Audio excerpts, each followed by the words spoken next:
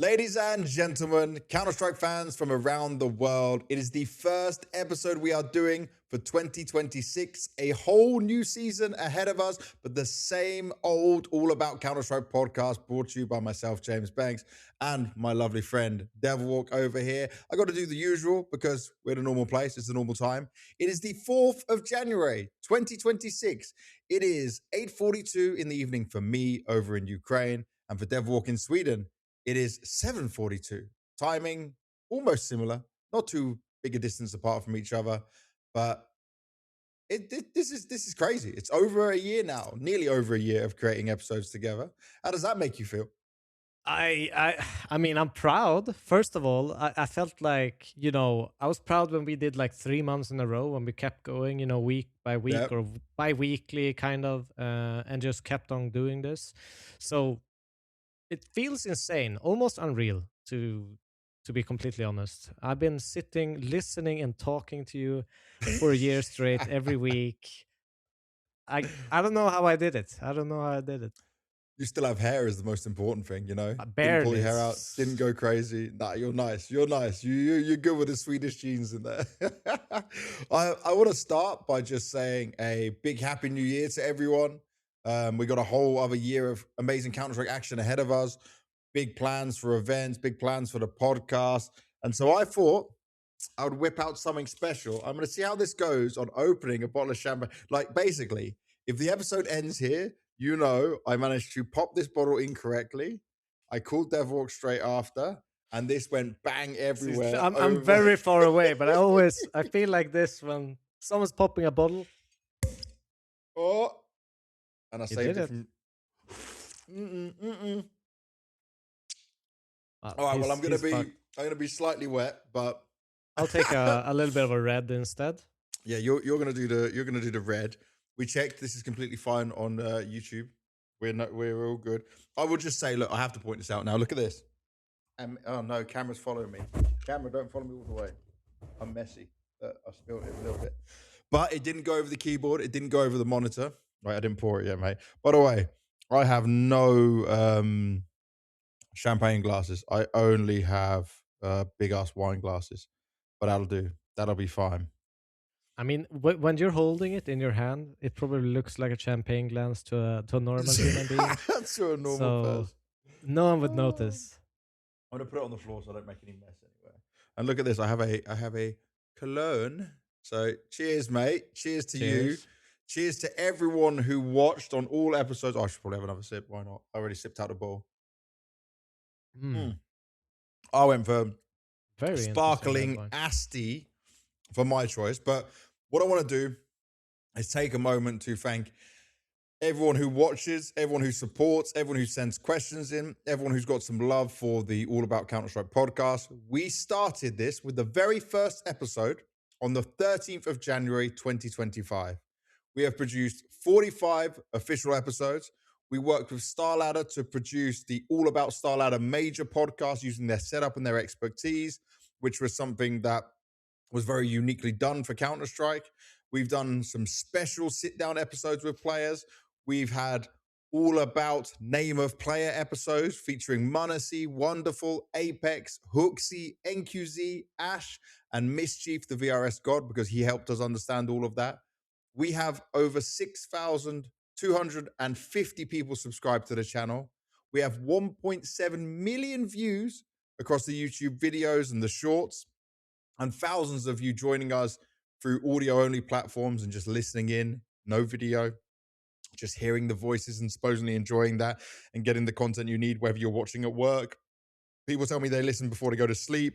They listen in the morning on their way to work, in the gym, And it's kind of everything. amazing. I mean, I've even joined, a bunch of Counter-Strike games, especially now during like between the middle of Christmas and New Yeah. Year's.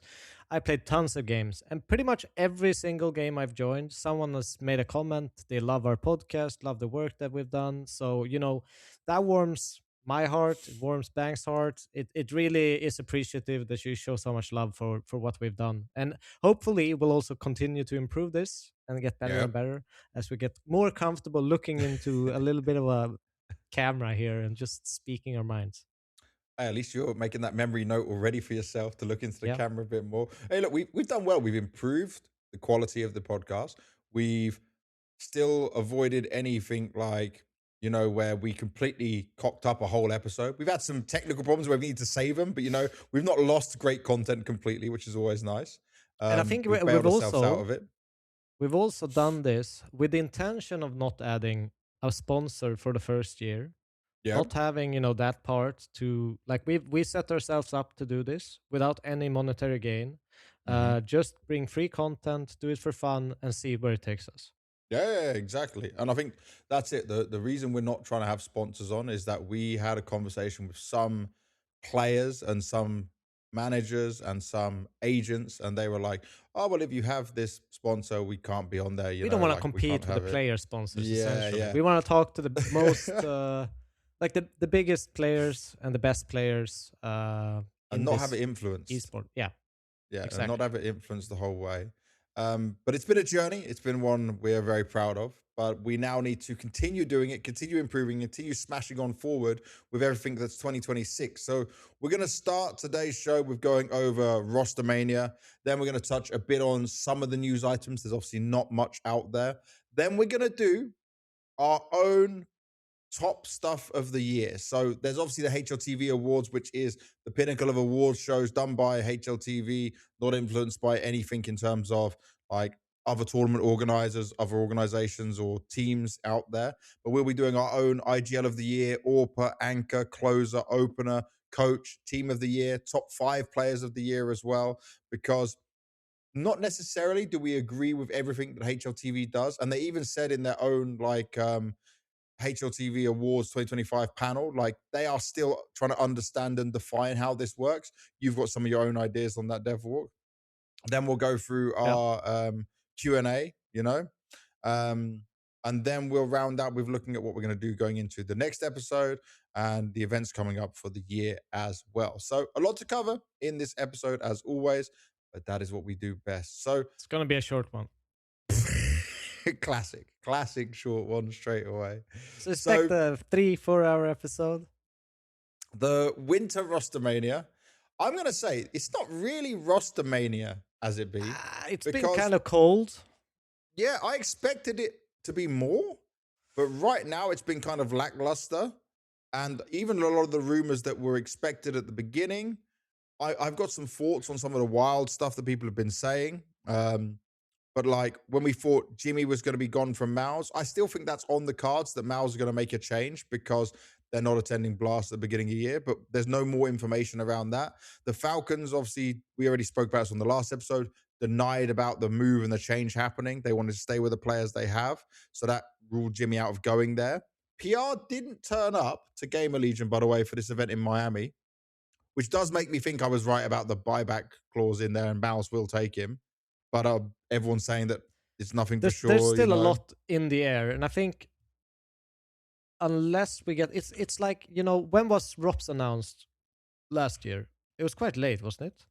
No, I feel like that was I'd need to look. I feel I'm like just that was gonna early. I search. feel like it was a known one. It was probably a known one, but they unveiled him the 10th of January. And Okay, my so this camera is is it. We bugging. were talking about it way before, yeah, and FaZe released him on the 1st of January. Yeah, I'm gonna try to fix my cam while we're doing this, so keep on speaking. Yeah, that's fine. Your camera can be worked out afterwards. There's no problem with that. So some things happen where like the community knows, the rumors are running. We know it gets reported as sources by websites as well. And then we go, okay, when's it actually going to be the official announcement? Official announcement obviously is important for the teams, the videos, how they do it, what they kind of bring into it, promoting their sponsors, obviously, all the things that pay for these players at the same time. Yeah, So it's like we've heard of things happening. Some stuff isn't happening right now, but already we're getting closer to when roster locks will come in, especially for events coming up in January, February. So teams now need to make some quick decisions or make some announcements and things need to start happening. But it is the yeah. 4th of January right now. Already today's been quite a busy move with all of these things have taken place. So let's get into our first one. So last time around, we were talking a bit about Spirit and obviously Chopper now being removed from Spirit, not being the ideal of the team. It's not a huge one for us to really discuss in too much detail, but it says he's taking a break from competition. I just feel like that is probably a smart thing for him. Think of how long he has been leading many different versions. Like if people were not following Spirit before, I think what was it, Antwerp? They made a deep run at the major. It was Chopper leading it when Magix was a star player at one point, or like in star roles. There was Patsy on the team. Like he's been through so many changes before you saw like the lineup everyone knows of Spirit and everyone paying attention to.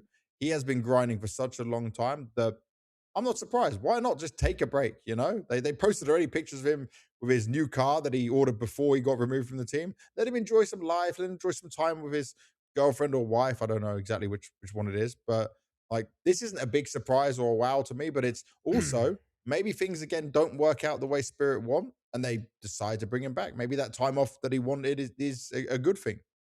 It could be. I mean, last time they benched him was in November 2021 to February 2022. And after that, I mean, Spirit enjoyed 9 kind of HLTV stickers, trophies on his profile. So there's definitely a case to be made that, yeah, he, has showed that he can improve himself when he gets benched. But I also think, when you play on such a high level for such a long time, sometimes it's easy to get stuck in your ways Yeah, if you don't get some time to kind of look from an outside perspective, look from an area where, okay, I'm going to reflect, what did I do wrong? How did I end up in this situation? And what can I improve going into the next team?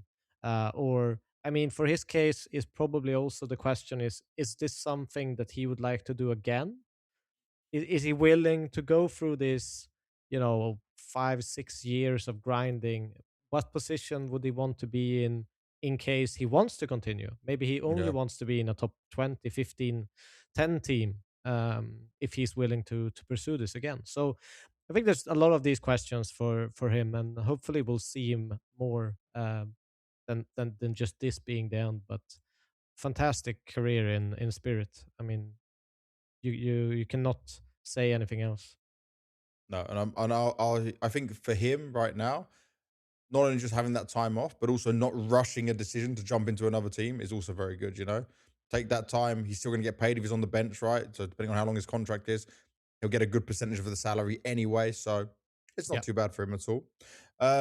We got the device and Magisk depart the Astralis, and then we find out that Astralis is going international, which is obviously something we did speak about as a potential thing to happen here. It's sad for the Danish scene that there's not somewhere they can go with it. Obviously, there's teams like Ecstatic in there where you could look at some players, but it seems like Astralis know for the ideas they have of what they want to achieve, of being a very top team amongst the best in the world. They need to go further afield than that. Yeah. Um, I think they've got a good enough VRS spot where they can attract some good young players to come to them. Obviously, there's some of the players from FUT that were rumored to potentially go there. And the good thing is because they've got their core. Because remember, we spoke about this. It was supposedly, this is again a rumor. BC Game wanted to take the Astralis core, and Astralis core didn't want to play with these guys. Yeah, didn't like what they'd heard, didn't think it would work for them. That's just a rumor. I can't confirm or deny any of that. But it's just something that popped up. Um, I mean, but we like even you got discussed, or Hooksy. I discussed even them like 100 Thieves taking Astralis core because Yep. it would snowball them into this position where that in itself is just not only the players, which has some value, but I think even the VRS position that they are in is almost more valuable than the players themselves, Yep. to some extent. And obviously, Astralis, they're willing to gamble. Okay, it's probably quite easy to maintain this position and build a team around this core. Yeah, and I think like for Astralis as well, they just changed ownership, so they want to hold on to what they've got, not just like completely collapse the whole organization if someone's just bought out it, and Yeah. then put some money in behind it. So having Stare, Hooksy, and Yabby to work with, and you bring in a couple of young players, sure, I'll give it a go. Hooksy definitely has the experience of playing with international players as well, so he knows how it can work and what can be done there. But it's also like you look at someone like Jabby. He's 22 years old. Feels like he's, like, weirdly enough, when I've been thinking about him lately, I Yep. thought that not only that he was older, but he was almost trending downwards as a player. But Mhm. saying that about a 22-year-old feels very, very wrong in Yeah. retrospect. But I And think I performance wise, he has been trending downwards. Yeah. He yes, has had his yes, struggles. but I feel like a lot of that can just be, you're in this hurdle as a team. It feels like no matter what you do, no matter what stress, no matter how many demos, no matter what, like the culmination of players put together is never going to work, and they just keep grinding that forever and forever, and without really having any success, except Yeah. what was a grand final appearance in Astana. Astana. Yeah, so that was their like taste of success, um, which obviously isn't good enough for some of these players. I mean, even Jabi, he No. was a top 15 player in 2023. So he obviously has a lot to give, even though he's had a pretty terrible year. Yeah, and I'm keen to just see what the Charlottes will do, who they'll be able to get, because I feel like with them being 15th on VRS right now, they can attract some good players, young good players, and if they have enough time to work with them well, then that can be the key to success. Obviously, was it Fuzi is rumored to be one of the players going there? Yeah, I Fuzi think Fuzi there's has I like such it. an interesting career because, like, if I look back He's at this, went right? to Asia, went to Yeah. NA. The rare Atom Day was the crazy one. So he was on Young Ninjas, got a chance for a very short amount of time on the main Ninjas roster, but this is back when they were still Swedish and it was absolutely terrible.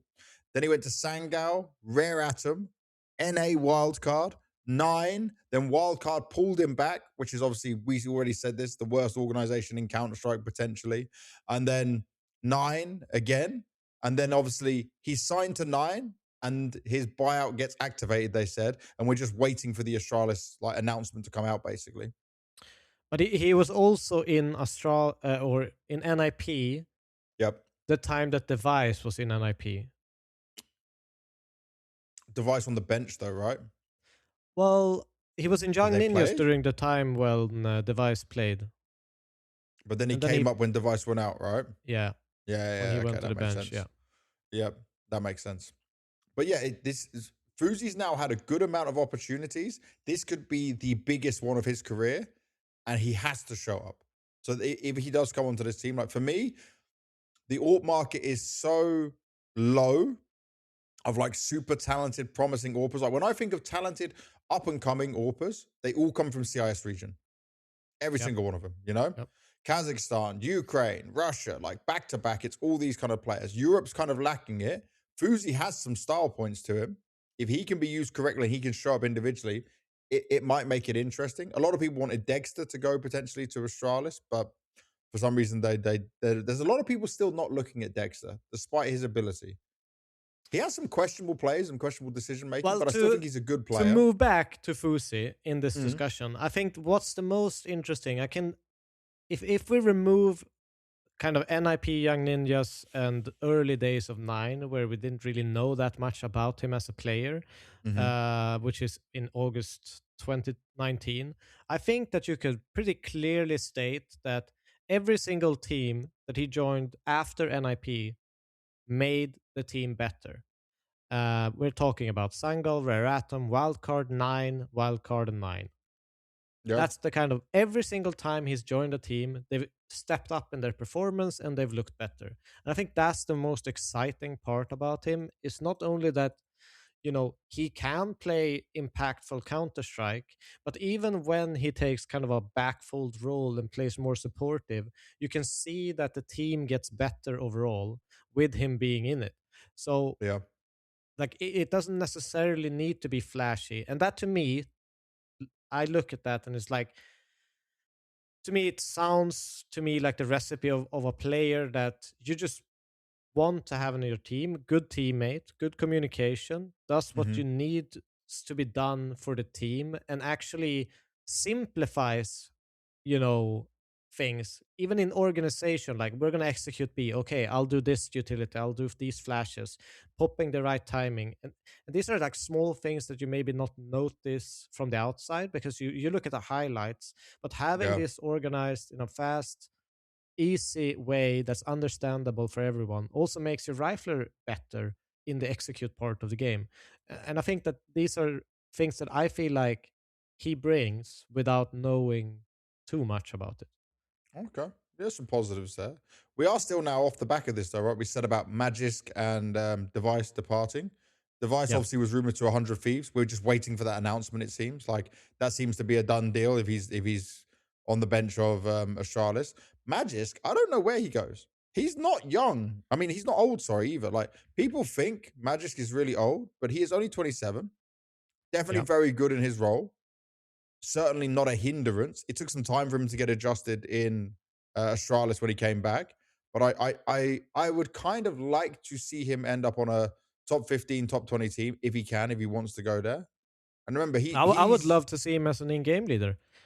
ooh. I think that this is the timing for him to, you know, like a top 15 to 25 team, join them, become an in-game leader, and kind of Mhm. grind your way up. I think this is the perfect time. And I've But what options has he got there?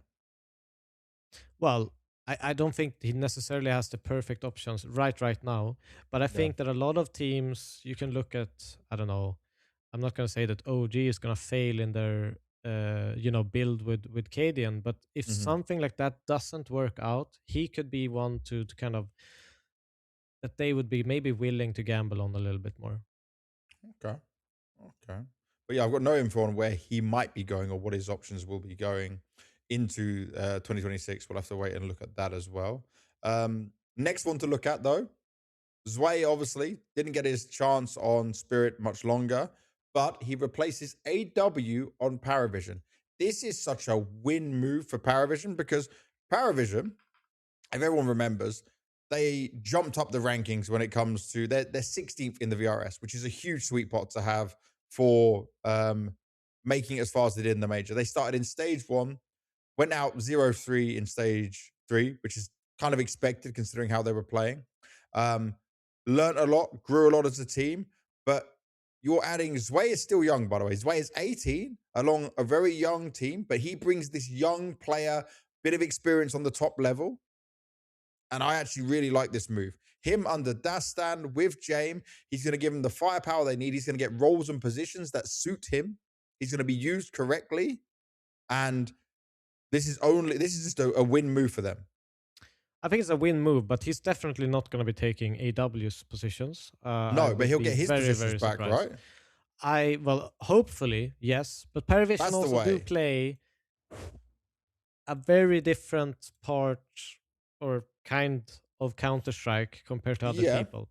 They do not play a very active Counter Strike in the sense of freedom for players. They have a very strict way of how they want to play. How Dustin, when we talked to him, when they're allowed to Hmm. put pressure on the map, when they should be putting pressure on the map, and what the information they are gathering actually means.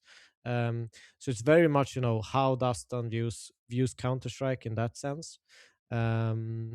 With obviously James making the calls. I But think don't in you the remember when they were telling us, right, that he wanted more players that can play off their intuition without yeah like James having to tell them? Zwei yeah is a player. If you give Zwei back his old roles, which is by the way, I just assumed. So you're right to say like where he won't take AW's roles. I assumed that you bring Zwei in and you give him what he wants. You give I hope Zwei so. his old Yes. positions back, and maybe you make some little handshakes on some differences, but I would say put him back in his old roles and positions. And then you let him use his intuition, use his freedom in that sense to make some plays and make some moves. Because James already said this. I'm having to tell them to do this. I'm having to tell them to move here and do this. Like he is a player who will just feast a little bit and he will peek into it and he will fight and he will be aggressive. It's one of those problems. I mean, it's even I have the problem when I play Face It.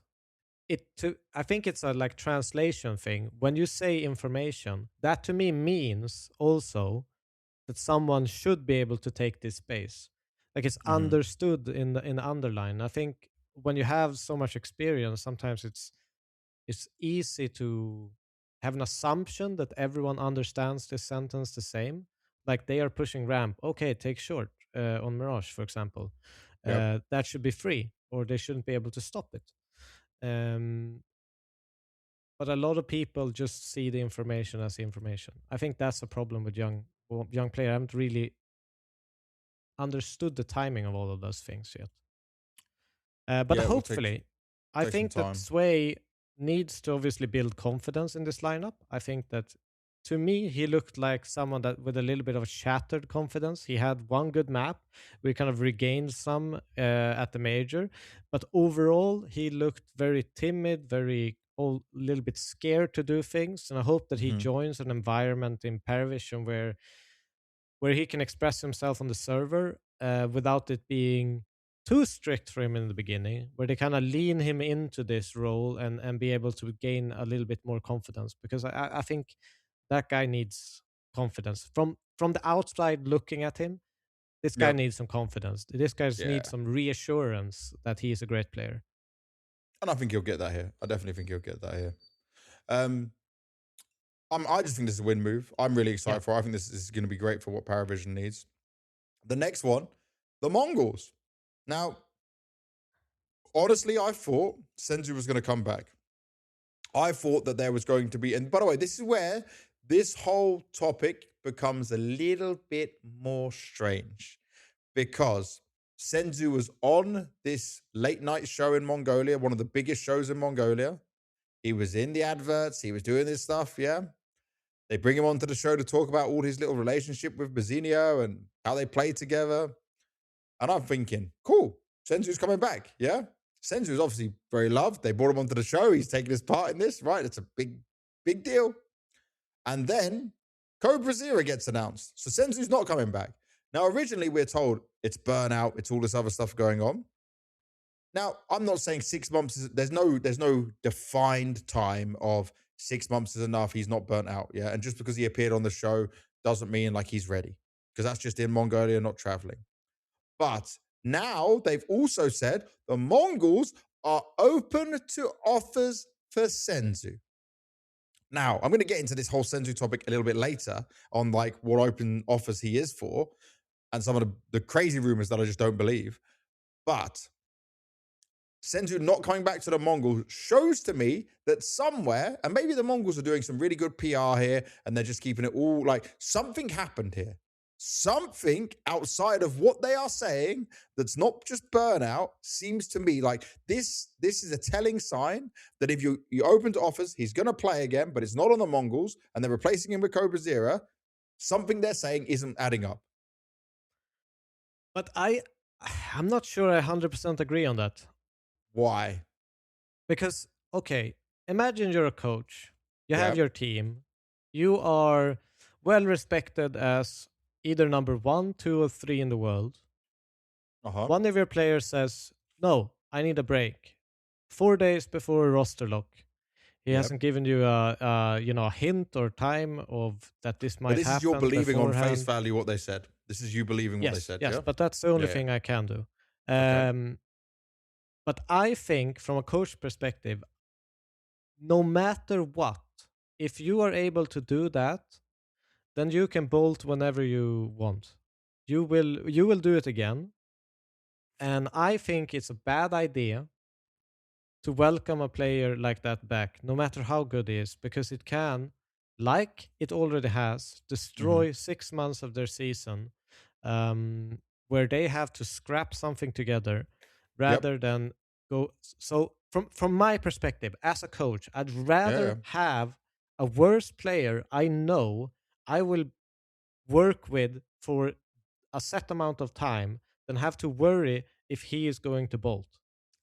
This I agree with, by the way. What you're saying, I 100% agree with. So I can understand this mentality.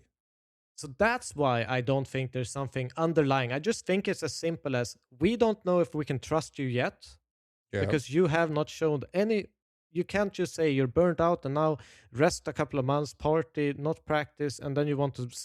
Yeah, I don't know what he's done, but like, You can't just assume he's no, partied, bro. no, but I just like I just threw that in there. Either way, like I don't Just know what you've whatever been he doing is did, not what Senzu's been doing. You can't put whatever that he on has him. been doing, and then just come back into the team.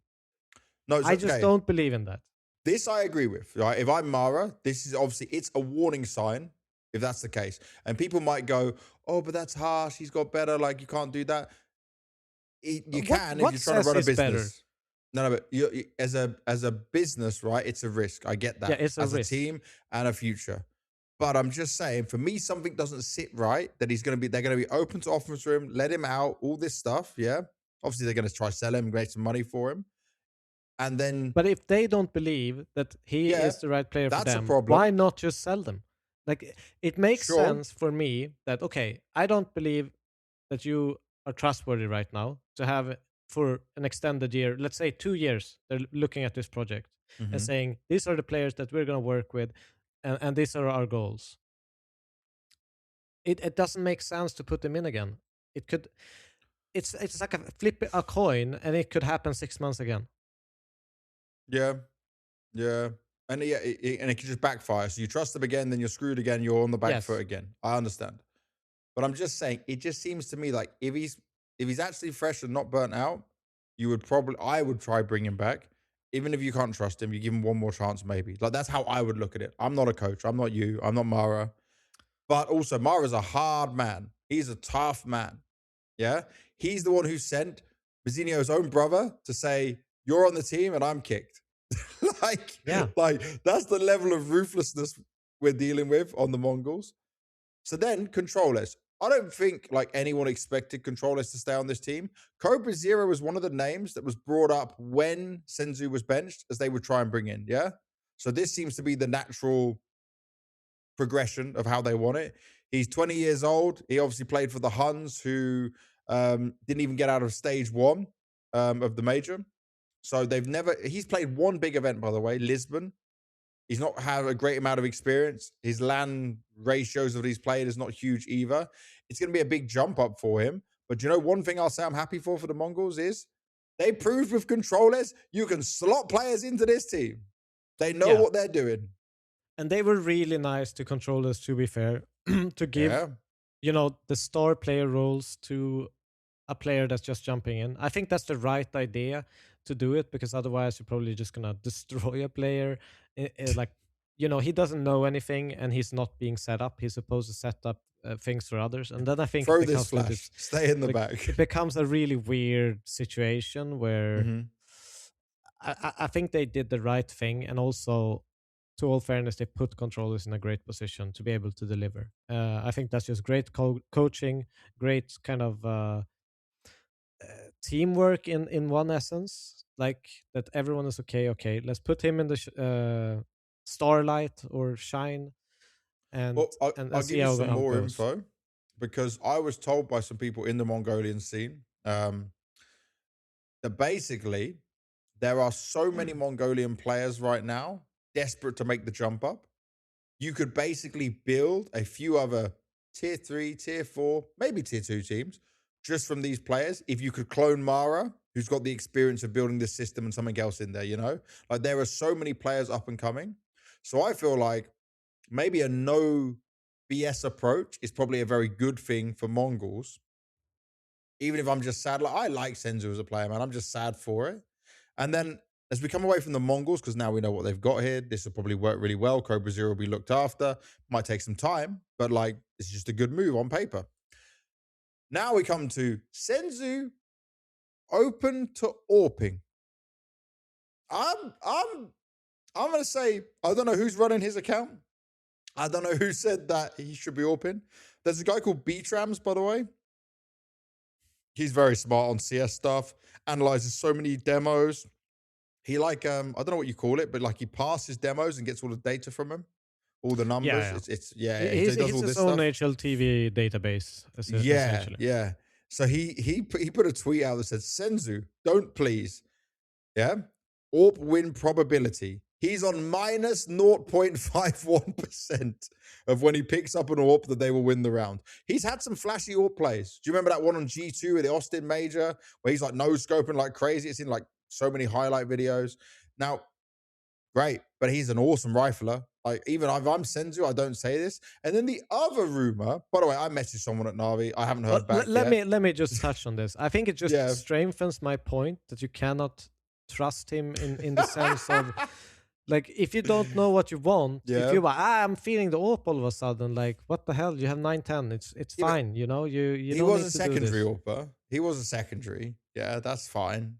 Yeah, but he was like a secondary AWPer, like Forrest was an, you know, like why is he the secondary AWPer? His rifle is like you're nerfing your whole team by putting an AWP on him, even if he's performing with it. You know, that's just Yeah, what I'm saying. You know, it's a secondary AWP in a stupid way. It's stupid. You should I'd put the agree. AWP on someone that would elevate their performance having the AWP at least. Yeah. Someone going to hit some shots that actually that you Yeah. wouldn't expect them to hit out of it, you know? So then what gets more crazy is some rumor, by the way, and I tried to get information on this.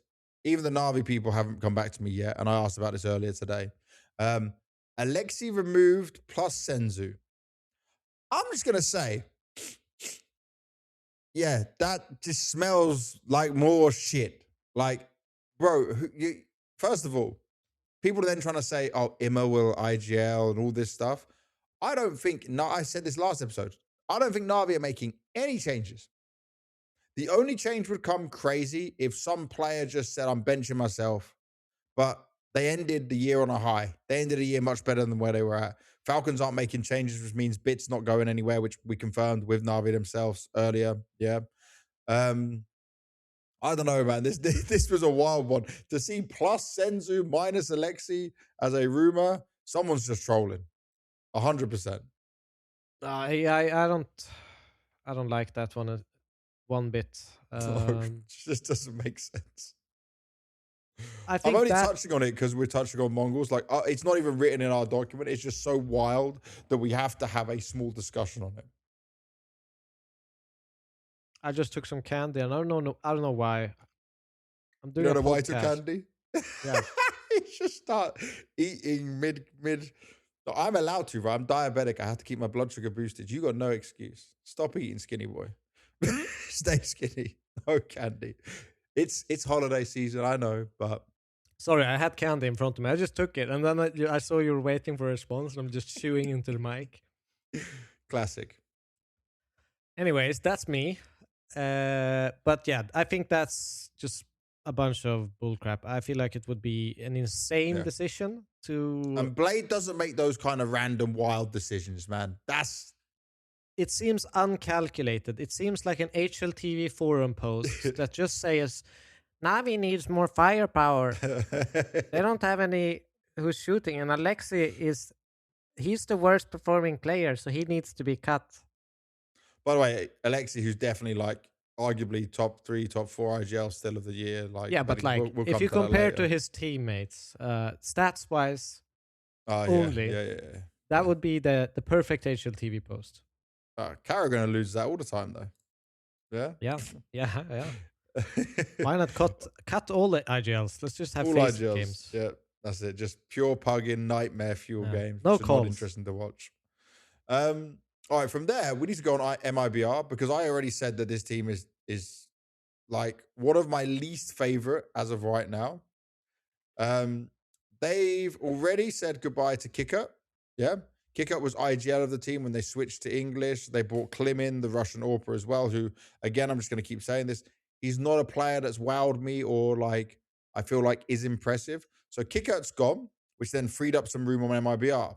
So I thought, right, the natural thing would be Exit, who's been on the team since 2021.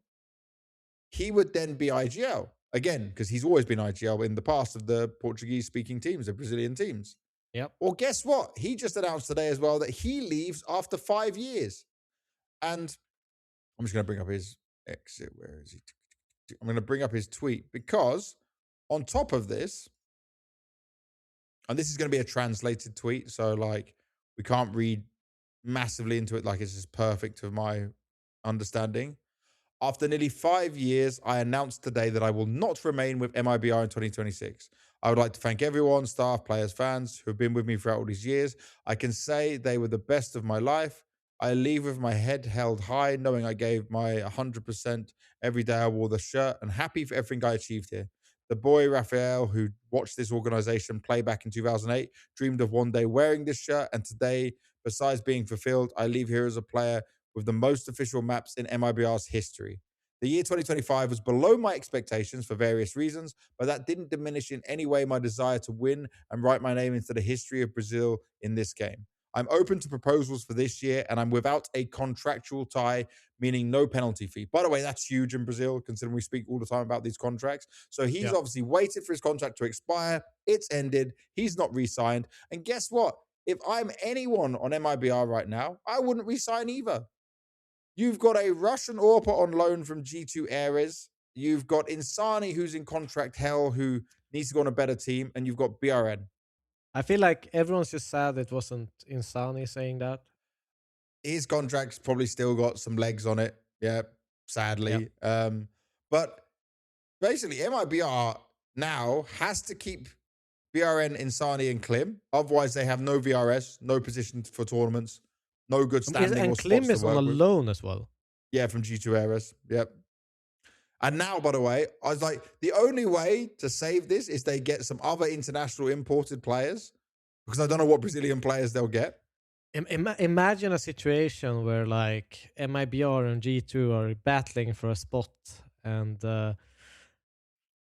for the upcoming major, and they just pull the loan deal out of MIBR's hands. Well, it's and G2 Ares, so it's not the same as like main G2. No, it would still be. There's got to be some rules against that. There's got to be something. Well, hopefully, let's just say Hopefully. But I'll just say this MIBR is in a really bad spot. Didn't they just removed their coach as well? So the coach went, JNT. So like they have nothing as a team. Where are they on the world rankings? Let's see where they are on VRS. 51st in the world ranking. So actually, there's zero interest if you're another team. Like, sell Insani, MIBR. You're done for. Sell Insani, give him to Pain, and let him have a career. Please. Whoever is running this team. It's very likely because if you look, I mean, Pain is also in this kind of rebuild situation right now. They obviously have 2 slots open. So we could still see the Pain MIBR merge made in Pain.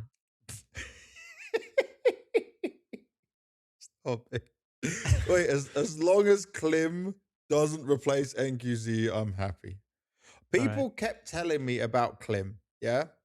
That he's like hyped up, like he's one of these special. For the other good AWPers we've got from CIS regions, Russia, Ukraine, Kazakhstan, Klim's not that special. I don't see it. I don't get the. It's nothing against the guy. Like, I'm just saying, for as hyped up as his name is, I don't see how wow this player is right now. I mean, we can. I can last 12 months versus top 50 opponents. He has a 0.94 rating. Top 30 opponents, 0.97 rating. Versus top 20 opponents, he has a 0.84 rating. Most of his good stats, and this is a 12-month period, by the way. He has 0 maps versus top 10, 0 maps versus top 5, and it's obviously trending downwards as you go. Did not look great. Now, I'll give him this. I'll be nice. He is playing in MIBR, having to speak English, which probably isn't very easy for him. But G2 Ares was also an English-speaking team. Like, it's an international team. So it might be hard because your other players on MIBR, English was not so good. Insani and Exit was fine, but like might not be perfect. You did have Kicker helping you out. It does just seem like he's in a mess of a team right now. But if you're G2 Ares, just take him back. Just like let's dissolve it's a bit this of a MIBR too big of a step for him, I think.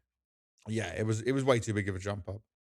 But that's it on the MIBR side. Just MIBR, please, if anyone from MIBR is watching the podcast, sell Insani to Pain. Don't screw him with these dodgy contracts that all of Brazil seems to have. Do it in a fairer, nicer way. I'd be really happy. I will donate $10,000 of my own money to make that happen. That's probably not even touching the surface of the crazy shit you guys want, but I will put my own money on the table. Not going too crazy, by the way, just $10,000. But I would happily make that happen because you need to save this poor boy's career. You've destroyed it for years. Like, when did I I mean, met at one Insani? point it was exciting. It wasn't 2023, always. beginning of 2023, Yeah. I met him at Katowice. Super exciting, great player to watch, and you've just ruined him now for 2 years. Don't make it 3, please. All right. Don't want to see it. Next. Saw. So this, by the way, there's lots of craziness with this, but I actually love this from Saw as an organization because you grinded up the VRS. I don't know where did they end on the VRS side of things, because now the BC game team has They it, were right? like So top let's have a look. 20-ish. 22. Top 22 on VRS, right? They missed out on the majors. They didn't get the sticker money from that. Muteris, obviously, been grinding away with that team for, I don't know, was it 5 years? Nearly 6 years. Jan 2020 to Jan 2026. So yeah, 6 years he had on Saw. Yep. Hugely impressive, right? Built team up again and again. Player changes, roster moves, his best players being stolen. Like, he went through it all. And I have a lot of respect for him for what he was able to achieve. Saw as an organization, always supporting the Portuguese scene, yeah? Achieving more than any other Portuguese side has ever been able to do. Doing it in a correct way, selling some different pieces and players over the time, right? So they sold, Rome retired, they sold Story. Or did he Ujerks not and sell? Ujerks, that was it. Ujerks, and who else was it? it was I always forget Aristotle. him. Aras Dulce, it was not Story. Story's the next one to be sold. So anyway, your then core is valuable. Lots of people are interested in your players. You can probably make some good money here, right? So everything makes sense right now. Aragon, Crazy, Muteris, join up with Simple and Electronic. Now, we all just have to be honest for a second. Simple and Electronic are very different in terms of how much they would appeal for someone to join the team. Simple, greatest of all time in CSGO, still the GOAT overall of CS in some people's opinions. But Electronic was his sidekick, was the 1-2 punch, the duo everyone loved in CSGO, but his stocks went really far down. Simple stocks didn't go so far down in that way because Electronic failed as an IGL, not being an IGL, doing it all over again, and now is switching to English. So if the rumors were true that they were declined, like Astralis core coming to them, I get it. Because playing with Simple and Electronic and the way they can be in game and what they demand of players is going to be a hard thing. Now, the way I look at this is worst case for the Portuguese core here, they last 6 months. BC Games slowly remove different players and they take these VRS points. Best case, you get to play with Simple Electronic. They actually listen to what Muteris is saying. They build some sort of magic working here and they can grind their way up, or at least to a major. But I'm not sure. This takes so much sold work. either. I think that this feels like almost it feels like, I don't want to say like a third or fourth or fifth choice from BC game. Like it feels a little bit glued together with I don't know. Do you have, what is it called? The silver tape thing. Is it just silver tape? I have to Google this. But when you try to duct tape. Duct tape. Yes, like duct if you want to, tape, just try and put everything together. Duct tape can make everything stick somehow. You can just it use feels more like of a it until duct it runs tape up. solution Yeah. where someone will sit down on that chair and eventually it's gonna crash and the leg is gonna pop and someone's gonna fall down. That's how it feels. It does not feel like this is a team that they bought and put together, which this is our long-term goal. This is what we're gonna go for. It feels like a mini Falcons start in some sense, where we're just waiting for the opportunity to put one out, put the next out, put the next out until we have the team that we want. Until we got our core now of the good points. That's how it feels. But they also can't tank a massive amount of points, so this still needs to work at the beginning. Yes. They'll go to Krakow, right? So they But need to at least get through the first stage. once they get the land wins and Yep. everything with this core, they can kick 2 players, right? Technically, yeah, I think they do it one by one, but yeah. Yeah, but they could. They could keep Mutirius, for example, and then remove the young guns for whatever they want to do. Yeah. I just want Whoever this to impresses the happen. most. But it feels like 2 of those 3 are dead within 6 months. I just That's want my take. Simple to listen and work with Mutiris in some ways. Let him give you the freedom. Let him let you play as you want. But everyone else that needs to be on board of like, this is what we do. This is the viewpoint. This is the game plan. Because otherwise, it's destined to fail. And I'm sure the Portuguese guys know what they signed up for, yeah, in some sense. But we heard about this before, remember? BC Game went to that with their last team, that boot camp before the major. They were boot camping in Serbia, and it lasted 2 days before everyone had a crash out and left. You know, like that was it. That was GG. So just don't do that. Just make this work in some way. It's going to be very interesting to follow, nonetheless. Yeah. But what I want to come back to on on FlyQuest, on Saw. So you have people interested in your other players, right? One's rumored to go to FlyQuest, is it? Is that The one to story, I replace guess. Story, right? Because Orpa, yeah, Story. I can't remember. I haven't watched Saw in ages. I'm pretty sure story is the Opera. Yes, he is. Cool. So Story would go to FlyQuest, yeah. So Saw at this point have made a lot of money. BC Games should have paid extra premium for these players because they're buying the VRS points, yeah. Yeah, And 100%.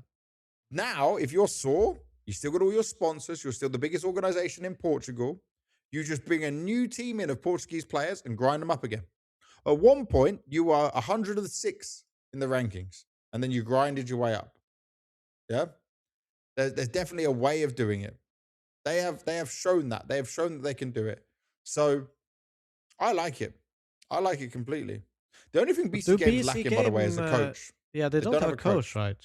So they No, didn't bring the Portuguese coach with them. doesn't. No, that wasn't announced. Interesting. Well, we will have to keep an eye on that. But I Yeah, think the coach can be very do or die for this lineup. I think it could be incredibly important to kind of mesh these two. managing personalities. Well, it's not only that, but I also think that the school of, let's say, Iberian Counter Strike Hmm. versus the CIS version is very very different.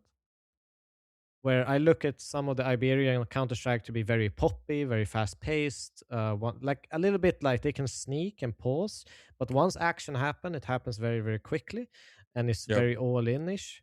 And I'm not so sure that's really simple and electronics style. Hmm. True. That's how I just True. see it.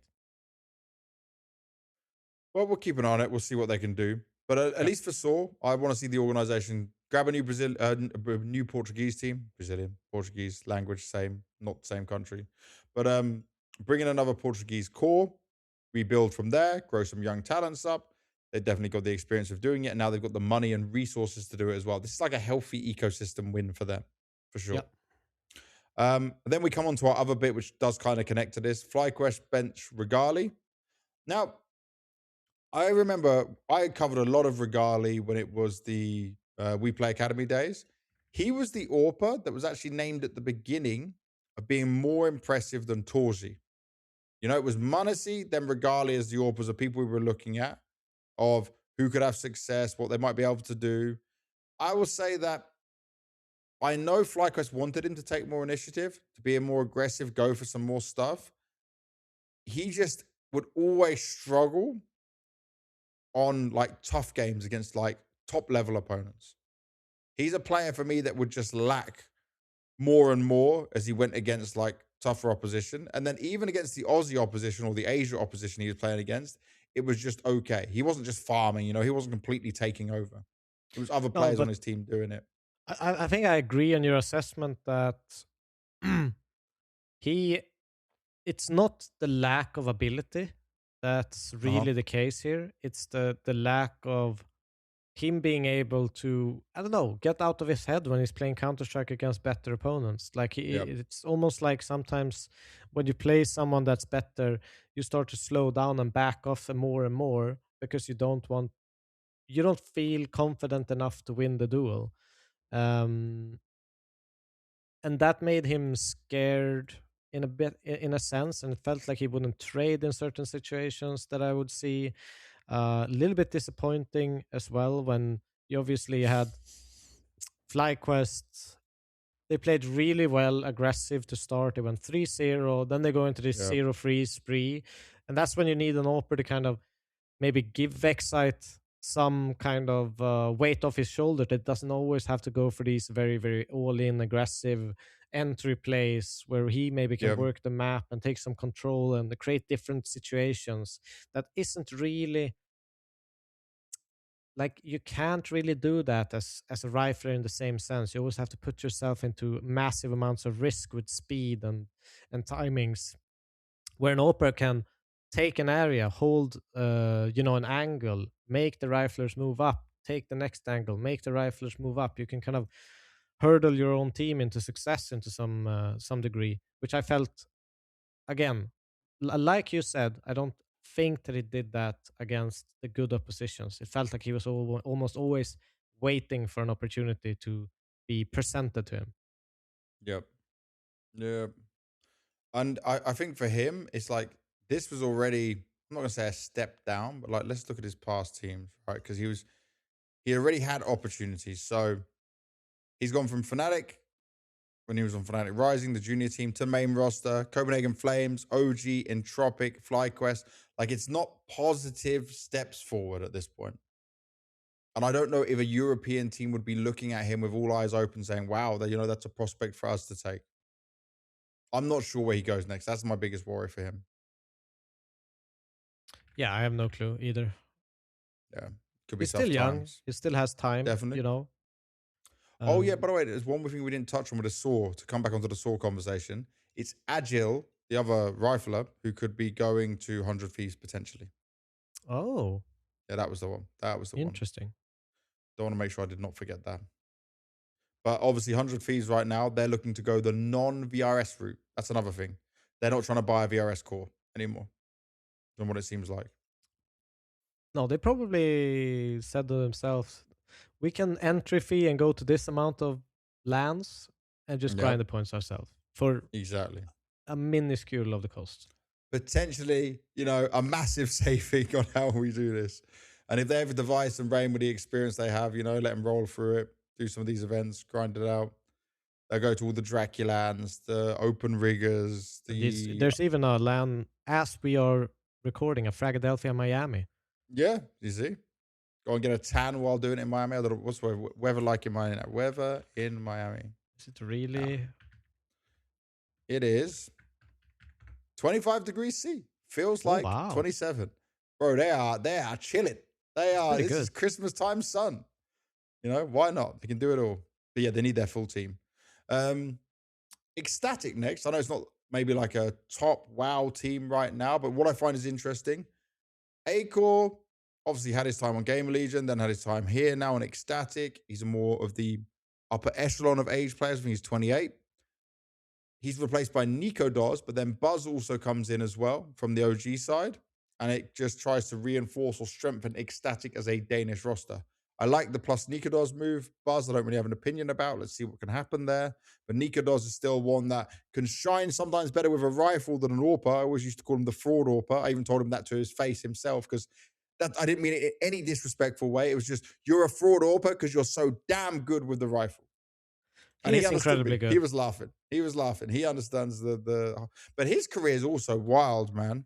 Because it felt like every opportunity that this guy gets is like something bad ends up happening. Like there was a time, so obviously Copenhagen Flames where he came up, right?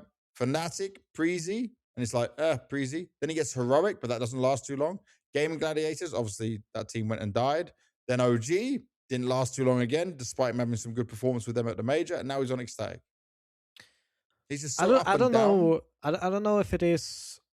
I mean, people who listen to this maybe know better, and I'll check a little bit more. But like, I get a feeling when I talk about Nikodos that Mm. every time he joins the team, he's exceptional. Do you understand? Like, there's a three At to his four best. month period where he's Yeah. at his absolute peak, where he's carrying his team, where he's doing everything, and then it slowly kind of drops off in performance. Yeah. Because I remember when he was in was it this OG, when he joined this OG and carried them so damn hard, and I'm pretty sure I remember something similar with him being in. Let's actually put the teams on. It's like Copenhagen Flames when he joined there. When he joined Fnatic, he was great. I think he was great in every single team, honestly, when he started. Hmm. Um, and then it's slowly dropped off, He can't hold it. which is We'll have to see. understandable. But Keep an eye on it for this team. yeah, I still like the move. I think it was crazy to me that. Well, I still find it crazy that he was left out of this OG squad. Yeah, but it's just because, like, thing is, he could easily have been a rifler with Cadian coming in, and that's what upset me. He Yeah, doesn't he have probably to be could. the AWPer. He doesn't have to be the AWPer, and then you'd have an epic, like a good rifler and a good secondary. Yeah, So yeah, I mean, I'm not it kind of against sad. it. And the last one on roster news and Roster-Mania, that's not really Roster-Mania right now. Maybe when we do the next episode, things would have really heated up because obviously we're getting closer to event time. But Bait exploring head trick replacements. Now, I messaged head trick because I didn't understand this either. This was a close knit team. He's been there for nearly 2 years, I think. Um, Hedrick, obviously, he's had his shots on NIP. He didn't have the success he wanted there. Obviously, he went through a lot of like this. It was the crazy up and downs of NIP. It was a horrible situation for him. He looked more at home here. Ultimately, if you bring up his stats when you're here now, Okay, yeah. last 12 months, Mhm. 105 rating. Last 6 months, 0.94. So a bit of a drop off. He did say that like he was unexpected by this move. Like he didn't expect it. It wasn't what he had. And I did feel like right now, Bates in a pretty good position. Their ranking is pretty impressive. They're top 10 in the world on VRS. They're going to get invites to all the big tournaments. What I don't understand is why is it on the 4th of January they're saying this? Roster locks around the corner. Oh yeah. They said they're just trying out AWPers now. Like, did someone come on the market right now that they just said like, "Oh, this could be great," or were they just sleeping over New Year's? Like, what is this? I mean, yeah, it sucks for Hetrick, but on the other hand, I actually like that. I thought that Hetrick was a little bit of a weak opener in this team. Obviously, that is recency bias with him having a strugglesome period for the Yeah. past 6 months. But when I've watched them, I have not been super impressed by him. I've been more impressed by the Riflers. I think they've been kind of carrying this team on their shoulders for a long time. Whilst I think when this team was assembled, Hetrick was the big star, but I think that has changed, and he is not that anymore. He's a doable, like he's a decent AWPer. There's nothing, Mm-hmm. you can't take that away from him. Like he's a pretty decent AWPer, but when you come up to this level, I think Yeah. even if you kind of elevate his stats up to periods where, if we take last 12 period, you look at even against top 50 opponents, he has a 103 rating. It drops below 1 at top 30, Yeah. even more, 0.94. It trends downwards the better opponents he plays against. And I think that's a big issue. I don't think that you can look at a ranking on HLTV right now and look within the top 20. I mean, some teams going to be removed from there, like Saw or whatever. But I wouldn't say that he's better Opera than Jame. I wouldn't say that he's, I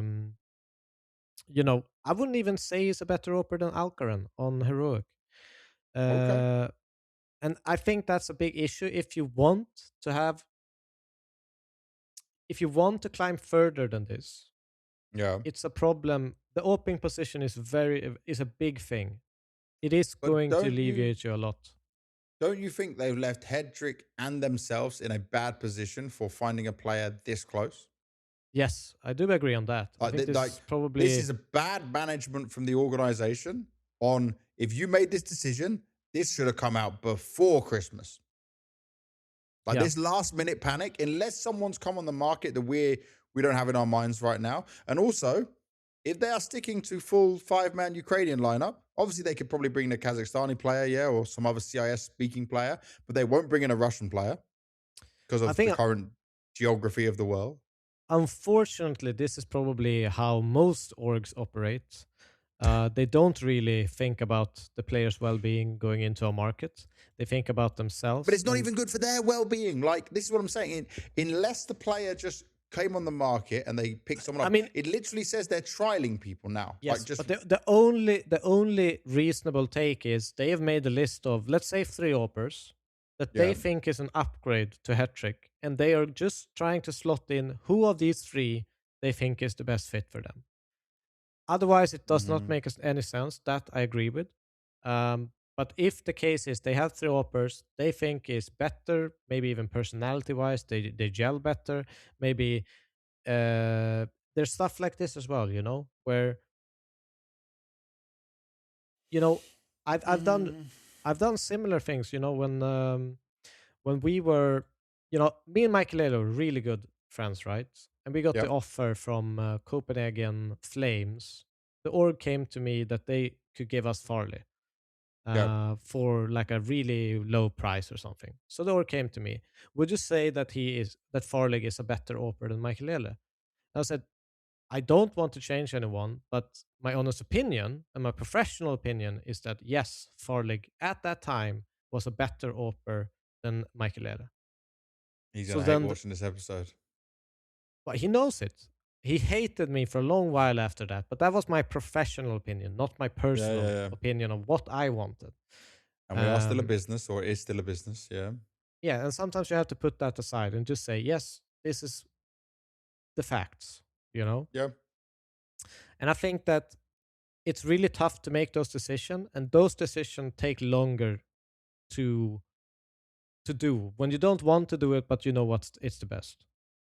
Yeah. And sometimes you can be put in that situation. But yes, it's a shitty situation for both. Um, but they're obviously aiming higher than just staying and cruising on the rank 11. And the thing is, I'm interested to see who they can get. The Yeah, options that's they very have. interesting. This is what it gets. This is when it starts to get a bit crazy. But wait and see. We'll keep up to date on it. I've got no rumors, no information on who they might get just yet. By I've the put way, some did you feelers did out. you Vasca your bottle of champagne?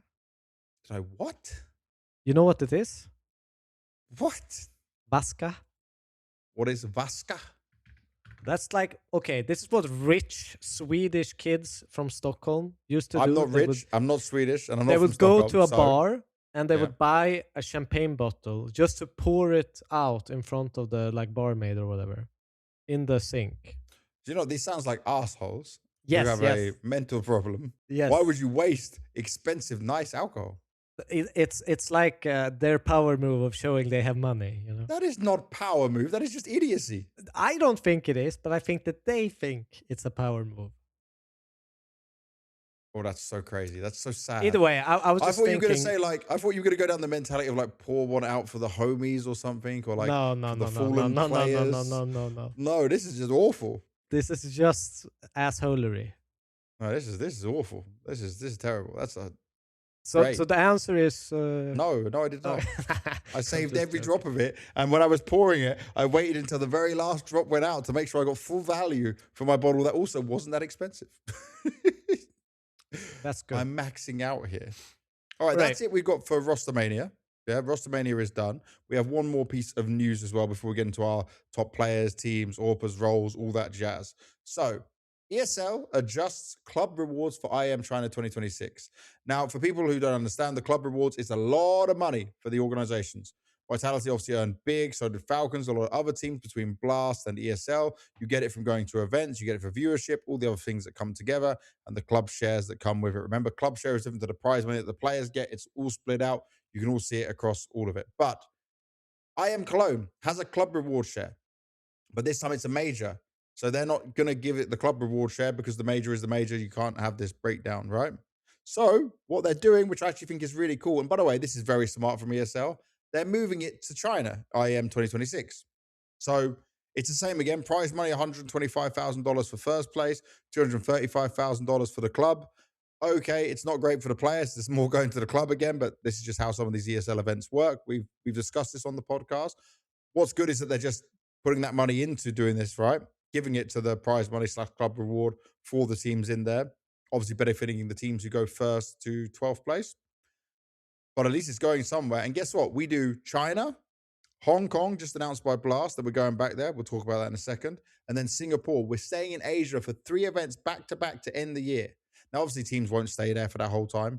Maybe someone like me who probably works all 3 of them. Or, sorry, I'm not hired for them. Hopefully works all 3 of them. That will benefit, like, just stay in Asia, grind out those events, go China, Hong Kong into Singapore. Yeah. Singapore is sick.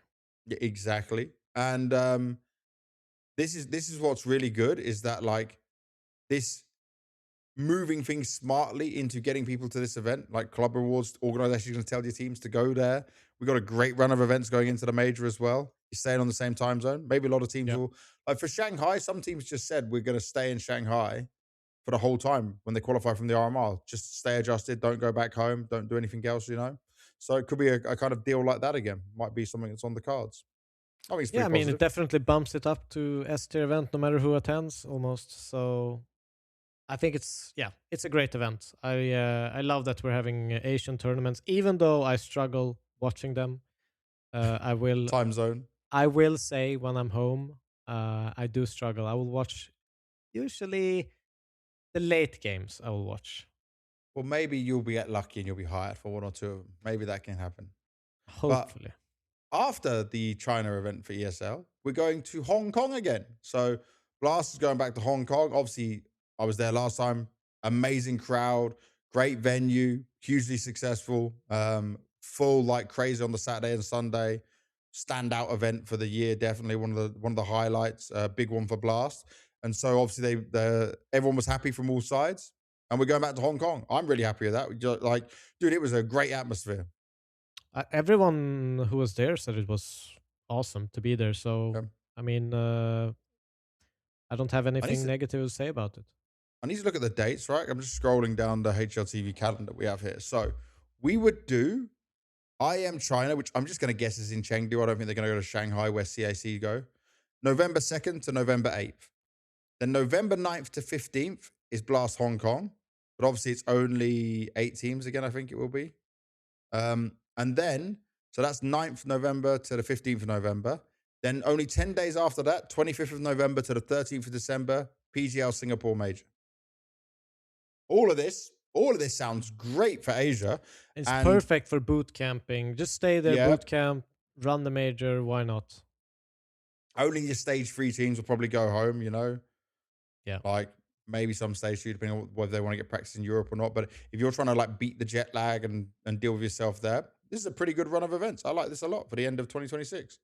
This is the nice run of it we have for the whole thing. Yeah, and I might All as right. well shift my whole sleeping schedule if I'm home. Yeah.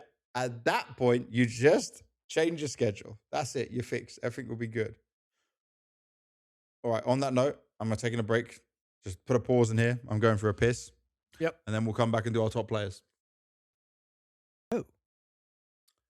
So now what we're going to do, because this is the first time we've been able to do it on the podcast after having a year of the All About Counter-Strike podcast, is our own look at the top players, the top teams, coaches, anchors, AWPers of the year. Now, we'll start by saying this. HLTV is obviously the number one ruler of all this stuff and how they do it. They themselves, in their own post for 2025 and the panel awards, said that some of the stuff with like anchors, closers, how you choose these players, how the roles are defined, like they're still looking at how they do this. So their system is still not perfect in it. So me and Devil have come together given our own lists of these specific roles and what it is, and we'll give our opinions on who we think is going to be team of the year, top five of the year, coach of the year, anchor of the year, opener of the year, close of the year, AWPA, and IGL. Devil, I first want to ask you though, because obviously you are a coach yourself, double major champion, you have all this experience, you know the game in and out. What is it like on your thoughts of how the roles and stuff are defined right now? Well, I mean, I read the HLTV one. I have made my own throughout my career. I've always thought of things in my own way, but it has always been kind of defined as kind of hard lurk, soft lurk, hard entry, soft entry, and more of a roaming. Like you can have these roles, right? Don't necessarily Hmm. need to have all of them, because you can have a hard entry without a soft entry. If you look at like how Paravision maybe play, they don't really play with a soft entry. They more play grouped and based like that, so they don't have that necessarily freedom on the map. But I still think these, as well as you can play with one lurk, that is only hard lurk. Yeah. But I think that these things to me explain more on the map what people are doing than someone who is a closer. Like if someone would join a Counter-Strike team when I was coaching and said that their role was a clutcher, I would be, what the fuck are you talking about? What Wait, what does that even mean? is this the same as I play A main on nuke? Yes, it's literally I play. What is that? Are you inside or are you outside? Tell me, what are you doing? Like But by the way, we need to tell the it's viewers. We need to tell the viewers it's just so vague to me. if you play nuke, main is not a position. We've seen it so many It's times in not a Face It. position. It's not a position. Well, it's a position on the map, but it's not a Yes. role you can play within a team. Yeah. You don't can't play. just say I'm the A main player. you can't. That's not. It's like between two roles. A position. Yeah. It's like saying I play CT spawn on Inferno. Are you A or are you B? Like I love how much this triggers you. absolute. Yeah, I We just think we it's a bit vague sometimes. At least for me, I understand yeah. that they have a description. They try to make it make sense for a lot of people without it diving too deep into maybe everyone's opinion is very different, like mine is compared to other players and other Yeah. teams, etc. And we don't really have that set defined thing, and they try to mesh a lot of things together. But to me, I've always thought like, obviously someone who's a closer to me sounds like, yeah, they win a lot of late rounds and they clutch a lot, etc. Yeah. Anchor, I think, is the only one that's very an opera, Confirmed. very Yeah. very set in what they do. They don't have a lot of, they And hold their IGL. position. They sit there. IGL, coach, Yeah, anchor, Orpa. These ones will be but ones they that can you also be agree very with. different to each other. But anchor Yeah. is just anchor. I'm the last guy holding this side. And we also Um, have to say, for how HLTV have it right, they have tons of players from different teams like Apex, Perfecto, Halley, JT, Rix, Bit, Cyclone, Flashy, Lux, Tobiz, IMD, Saw, Sid, Twist, Sonic, MPL, Zontaris, Hooksy, Lucky. But then they also have Blair, Dupree, Dust, Launders, Maui, Moses, Pimp, Sponge, Vu, Yanko, um, King Demps from HLTV staff, Lucas, Mirror, Note, Striker. All of these people have a vote, and it's as they vote, then the answers get put together, and that's your first, second, third in this. We are doing it based on our opinions, our thoughts, how we would do it. We're putting it into our order. We're also, by the way, we've not agreed this now. We are going to debate live or live recorded, but we we are have doing not it made live. the list yet. We thought No. it would be more fun to kind of talk it through and see, Yeah. we've kind of made some nominees on a list together, but Yeah. not more than that. Should we do the first easy one? Team of the year? We can go with team of the year. Because this is the one that requires the less debate for the winners, right? Yeah. The winners of Team of the Year are Vitality, and it's not even close. It didn't even matter if they won the major in Budapest or not, they would win this award. Even if Furia won it, you would just say they were second, right? But you would still go, okay, Let's be honest, it's Vitality. Yeah. And this is because it's back-to-back majors. The first time it's happened in 6 years.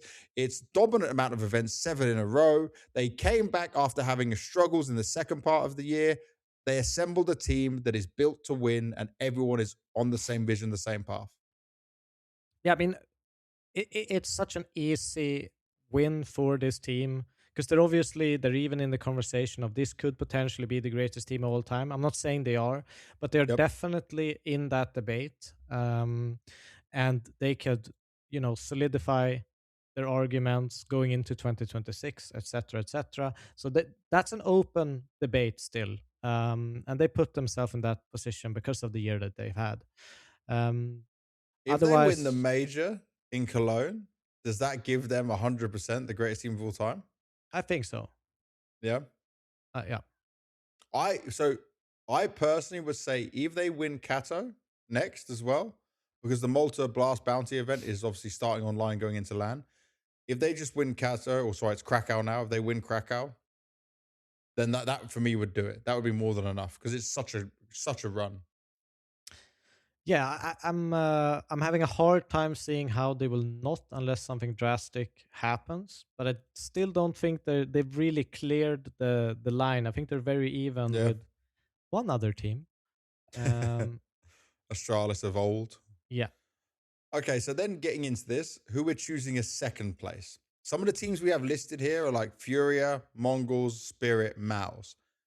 I'll start looking at Maus and the fact that they are very consistent, but their only trophy was Cluj-Napoca, and even one of their players didn't get MVP for that. Nico took it. You've got Spirit, whose big win was Cologne, then they were farming blast events. Not super impressive. Mongols was consistent. They were in a grand finals at Austin, and they did, though, take EWC. So it's like Furia, they won some big S tier events, but they didn't win a Cologne, a Katowice. They didn't win a major. They're not in grand finals of any majors as well. Do they de facto get the second best team in the world? for me, I think going into this list before we started thinking, I would almost give it to Mongols as my second. Uh, Ooh. the fact that they come from Uh, like Oof. it all depends on how you want to quantify what they've done because they've done Mm-hmm. something historical for their region. Yep. They are, were they even the first Asian team to ever make a playoff Playoffs, yeah. at a major? Yeah. And they actually made it to a grand final against possibly the hardest opponent they could have met throughout all of history in Counter Strike, and they actually made a game out of it. They did make a game out of it because they took that Mirage. Now they did get a little bit smashed in the other maps, but it was still an exciting final for me to watch just because of that Mirage. It pulled some question marks in what I thought was a very solidified major victory for a Vitality. Yep. Um, and the only thing that kind of stumped them was obviously the last 6 months with Sensu not being part of it. Yeah. They're struggling. They still didn't make a terrible finish of their year. They made it to playoff again at a major. And for me, it's just what is the criteria? Because I think with what they've worked with to how far they've gotten, Mm-hmm. I think that raises their, eligibility for the second place compared to equal achievements from a European team, as an example. But Furia is not a European team. No, but Furia is a team who had to change language, change midway through the year, take a big risk in a gamble, taking falling off the AWP. Obviously, now we know it's not much of a gamble. Like, look at Molodoi. They got Fissure Playground, not the biggest of events, but still respectable. Falcons were there, Mongols were there. They beat Mongols in the final. Yeah. Thunder Pick, Mongols was also there. They took the win from a 0-2 down against Navi. Chengdu, they beat Vitality in a final. And then Blast Rivals in Hong Kong, they beat Falcons in the final. They went up against many different opposition in that run, and they came in as favorites of the major because of it. So I could agree with you that Mongols will be the third best team of the year, based on what you were saying, but I would have to put Fury ahead of them. I agree with you on Furia. As I said, before I entered the Mhm. discussion, the less I'd thought about it, I thought Mongols would be my number two. But the more you think about it, the more you look at the second part of the year from both teams, Yep. I agree with you that Furia has to be the number two. I And It no, almost go. pains me to say, because I'm a huge fan of what the Mongols have done. But for me, yes, I agree that they can't really push Furia. They did too much at the end to deserve that spot. And in the short amount that they did it, it has a similar weight. Not because they come from a weaker region, but because they came from a ranking like top 25 in the world, looked weak as hell, weren't competitive at all. Making Yep. a lineup switch of that magnitude, taking that big of a gamble, and doing as Language much as they switch. did. Yeah, Yep. it's And you know what the thing with the Mongols is? We will always look at this year as what if Senzu stayed the whole year? yeah. What if he played throughout the whole thing? What if they had this consistency? And that's it. It's not even the Mongols players' fault why they end up in this situation. So then the next battle we need to have, Vitality first, Furia second, Mongols. Are they third with an EWC win and these placings at the Austin Major and still making it to playoffs of a major? Yeah. Against a Spirit who did win Cologne and two Blast trophies. Now, I'm really up for debate on this because if people just went, oh, it's trophies, then yes, Spirit should be the third team because Cologne's a big one. And also, they took a couple of Blast trophies as well. Mongols EWC trophy is not that impressive because it's not double elimination. Yeah. It's a different style of bracket, not a studio, not a big crowd. Sorry, not a crowd, just a studio with a small crowd. But the points you make about what they've done with these players, with the resources they have, they are in an organization comparison to Vitality, Spirits, Navi, whoever else you want to name. It is impressive. I think sometimes you have to view it as growth compared to just facts of trophies you win. Yep.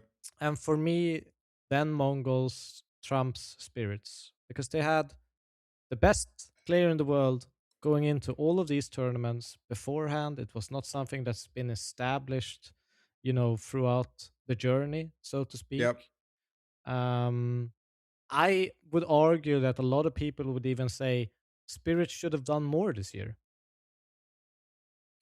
Of course. with what they Of have. course. And because they have a probably top three, top four, at least a top five opera in the world, and they have the best player in the world. Yep.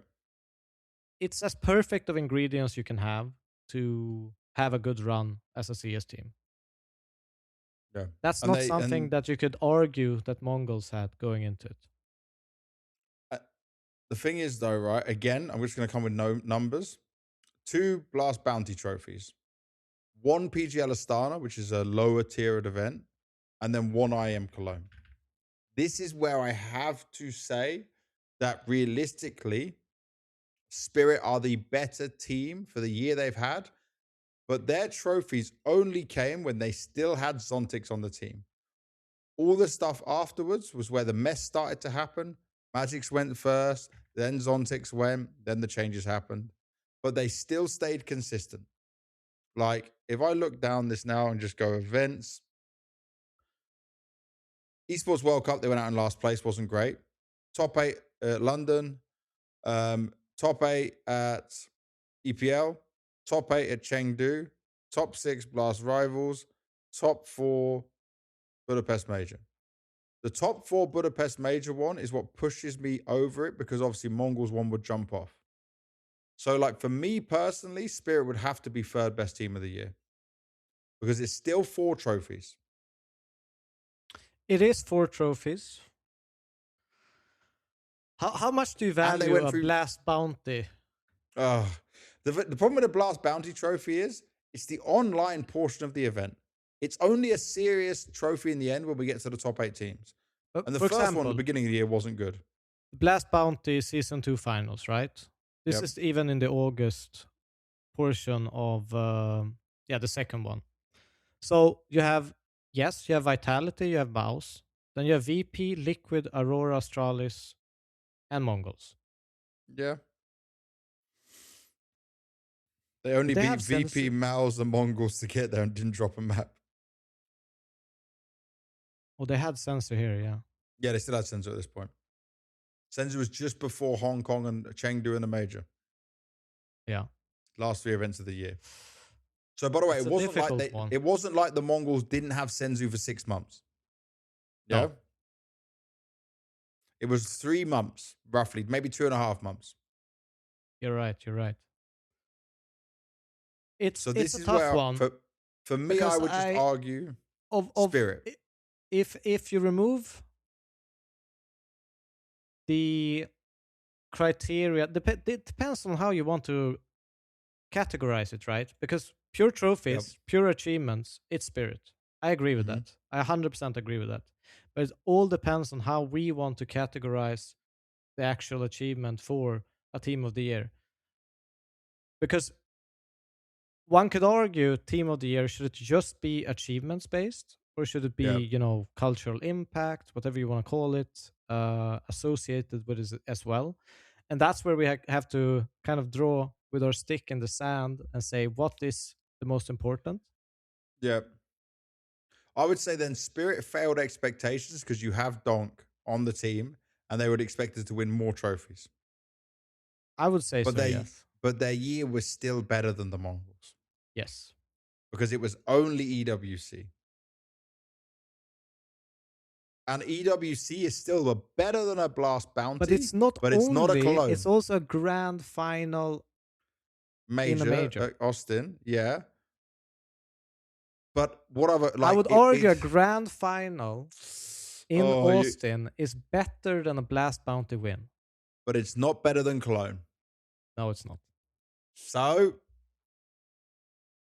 and they have Astana. Okay. Astana, Astana and EWC. EWC is only a little bit above it.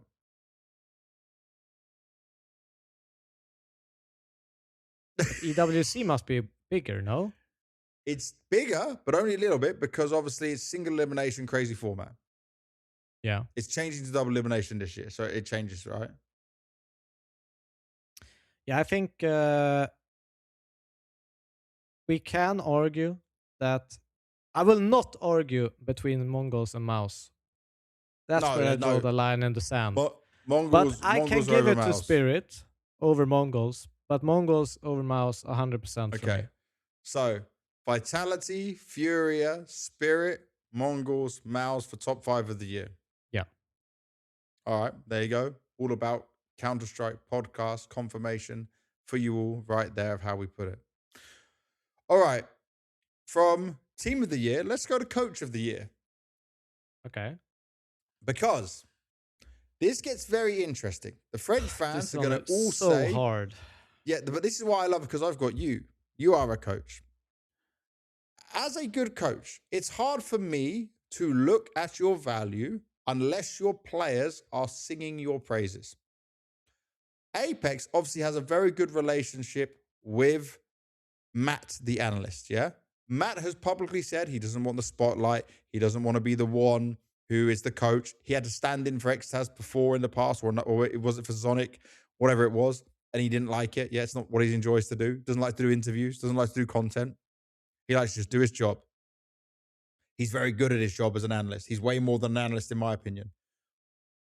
Apex and Vitality win the Austin Major. Apex is just praising Matt, not Xtaz. Now, I'm not taking anything away from Remy because I think Remy is very good at maybe the people management, of the personality management. Like, there's a moment, where was it? They were talking with Richard Lewis, yeah? And how much Xtaz needs to win to get coach of the year? 16 out of 16 trophies, 85 best of 3 in a row. Richard Lewis replies to him like, pretty good, very respectively. Yeah. Yeah. And then Foreign said the best thing. If you want him to win, then big up specific things he did in interviews and get Vitality to make behind the scenes content where we see him working and game planning like Spirit do with Hallie. This point I agree with, right? Because unless they're telling us, we don't see it. So when I'm hearing Apex say a lot more positive about Matt, and I'm not hearing as much from other players or Apex about Xtaz, it does put into question his value as a coach. I'm sure he has value, but from what we see as the outset, it's hard to see. But he has the same buffer that I think the other coaches don't. Look at the amount of trophies, and he was a part of that, and he did that. So you are a coach. You have coached major champions. You have coached winning teams. You have lifted trophies. You're not going to go out there and say, "Hey guys, I did this great thing. Please tell everyone it was Devil." You're not going to do that. No. But I mean, can you understand a community point of wondering? And also, there was another thing Apex said at Austin. He said, I didn't choose to have Xtaz as my coach. Yeah, it wasn't like his decision. That's another key part. Well, I think no matter how you twist and turn it, I don't think that it devalues Exta's work just because he's praising someone else. I think that, you can value both, and you can value one higher without this still being he doesn't do anything. It's not, to me, a black and white proportion where you give a lot of praise to the analyst because you Yeah. think he deserves respect, and admiration from the community and people behind the scene. um, I understand how it's taken, but I don't think it devalues Extras. There's a reason he's the one behind the players. There's a reason that he, takes care of the day-to-day, dealings with the personalities that he has. Yeah. And he also has a great win rate in pulses. I think even the highest of all the coaches this year. It's still, he still had the best team. So Yep. that obviously will increase that win percentage. But to some degree, I think it's really hard to argue that Extas shouldn't win it. Yeah. But I agree. Like, for example, I'm a big fan of what Mara did because I think that what he's done has been proven by controllers and sensor being switched out, that Yep. the system works and the ideas that he has implemented, the way that we talk to Mausinho, obviously, that this is his system. We are playing his Counter-Strike. And We that's thought not, they were going to fall off without Senzu, by the way. And yeah, all of a sudden, controllers came in. They still made playoffs for major. and that's very commendable. And we don't have Yeah. that information for Extas. I agree with that. We Yeah. don't. We don't know if it's his system or if it's Apex who is, controlling most bits. Maybe it is Matt, but we don't know that, and it makes it less impressive. But I don't think it's less impressive enough, so to speak, to remove him from the like consideration for being coach of the year. Yeah. And I would still then put also Xtaz as the winner because you don't get that many trophies by being a coach who does nothing. No, And there's I no one think that can come close to you. And even if this was an argument where we're looking at very small details between first and second, Xtaz could lose this and be second. But it's out of the question because of how far ahead they were. I think no matter how you put it, a coach of the year is essentially backroom staff of the year for all these teams. No matter if Spirit are the ones doing vlogs with Hallie doing the talking, Yep. they have analysts, they have backroom staff, they have people helping him being able to deliver the quality that he has delivered. Psychologist, performance coach, all this other stuff. Everyone still has these people. The only difference here is that Apex has mentioned another backroom staffer. That's Yep. how I view it. Yep. So it's not like, Xtas has Matt and it's Xtas, and Hallie is solo riding on this nomination alone. They all have people behind them. I don't even know who Spirit's bloody analyst is. No, but that's why I would argue Extas number one, because I don't think there's much of an argument other than that you can praise people that you think are have done a really good job this year, and people have Hmm. done, a great job, like Mara, like Hallie, etc., and even Cyclone, you know, who's also had a switch in IGL and made things work Yeah. with his system. All I right. So Yeah, we agree on Extaz as coach of the year. yes, So second place is where it gets hard because Halley, it's his system, it's his way, implementing new players and teams. You've also got Mara, who I agree would be really high up there. But yeah. then there's also Sid, who not many people seem to talk about. And this is another factor. Fallen does praise Sid in interviews. Yeah. But when Sid, I look at, he's almost it's almost like he's cursed because he has fallen because yeah, to some degree. it's like Sid gets talking about by Fulham. When we had him on the podcast, he said about how much Sid does, how good Sid is, but he also says things like Sid's still learning as a coach. He learned from Gary. He's going through this. But it's the same discussion when you talk about Neo in Face, for example. He's cursed to have Kerrigan as the in-game leader because he Yep. is going to get the limelight. He is going to be the focus point of that team, no matter how you twist and turn things. So he's in an unfortunate position where I think all the focus and all the eyes are on Fallen, Yeah. even though he never accepts it, no matter. But it almost makes people believe it's him even more because of the way he talks. Yeah. Because he's pushing the other narrative. Yes. Okay. But so to me, second place, for me personally, is between Halley because everyone follows what he's saying. We even had a conversation with Chopper where he said, like, Halley's letting me have some more control as we're going to the last events of the year because normally it's all Halley doing everything in terms of the game plan. And then it's also between Mara because it is Mara. Like, Blitz is great, not knocking him as an IGL, but Mara is everyone the players talk about, even give him some names on their stickers, you know, hyping him up, saying what he's doing, saying how much he understands the CS and what he wants everyone to do. I Sid's think to close. I think Mara is to some degree what we've always talked about Blade. Mhm. I feel like Mara is Mongolian kind. Blade. Yeah, it's kind of like that, to me. Where and he's proven it now that he Mhm. can slot in any player into his system and it will work, even in a Yep. short amount of time, which is super, super, super hard to do. Yeah. Um, I want to give it to Mara, but I'm eager to hear the because I mean, it's difficult with coaches. It is difficult because By the Cyclone as way, well. I'll say this. He's. You know what makes this easier for the other people who are on this panel doing the voting? They're not doing it on a podcast with their faces to it. They're just voting and no one knows who voted for who and who I'm did what. sure I've done one of those HLTV votes before, and Yeah. Well, you were on I a mean, panel before. I've been on an HLTV panel. Yeah, got an email and opened it up and done all that. It was easier back then. There was only one goat,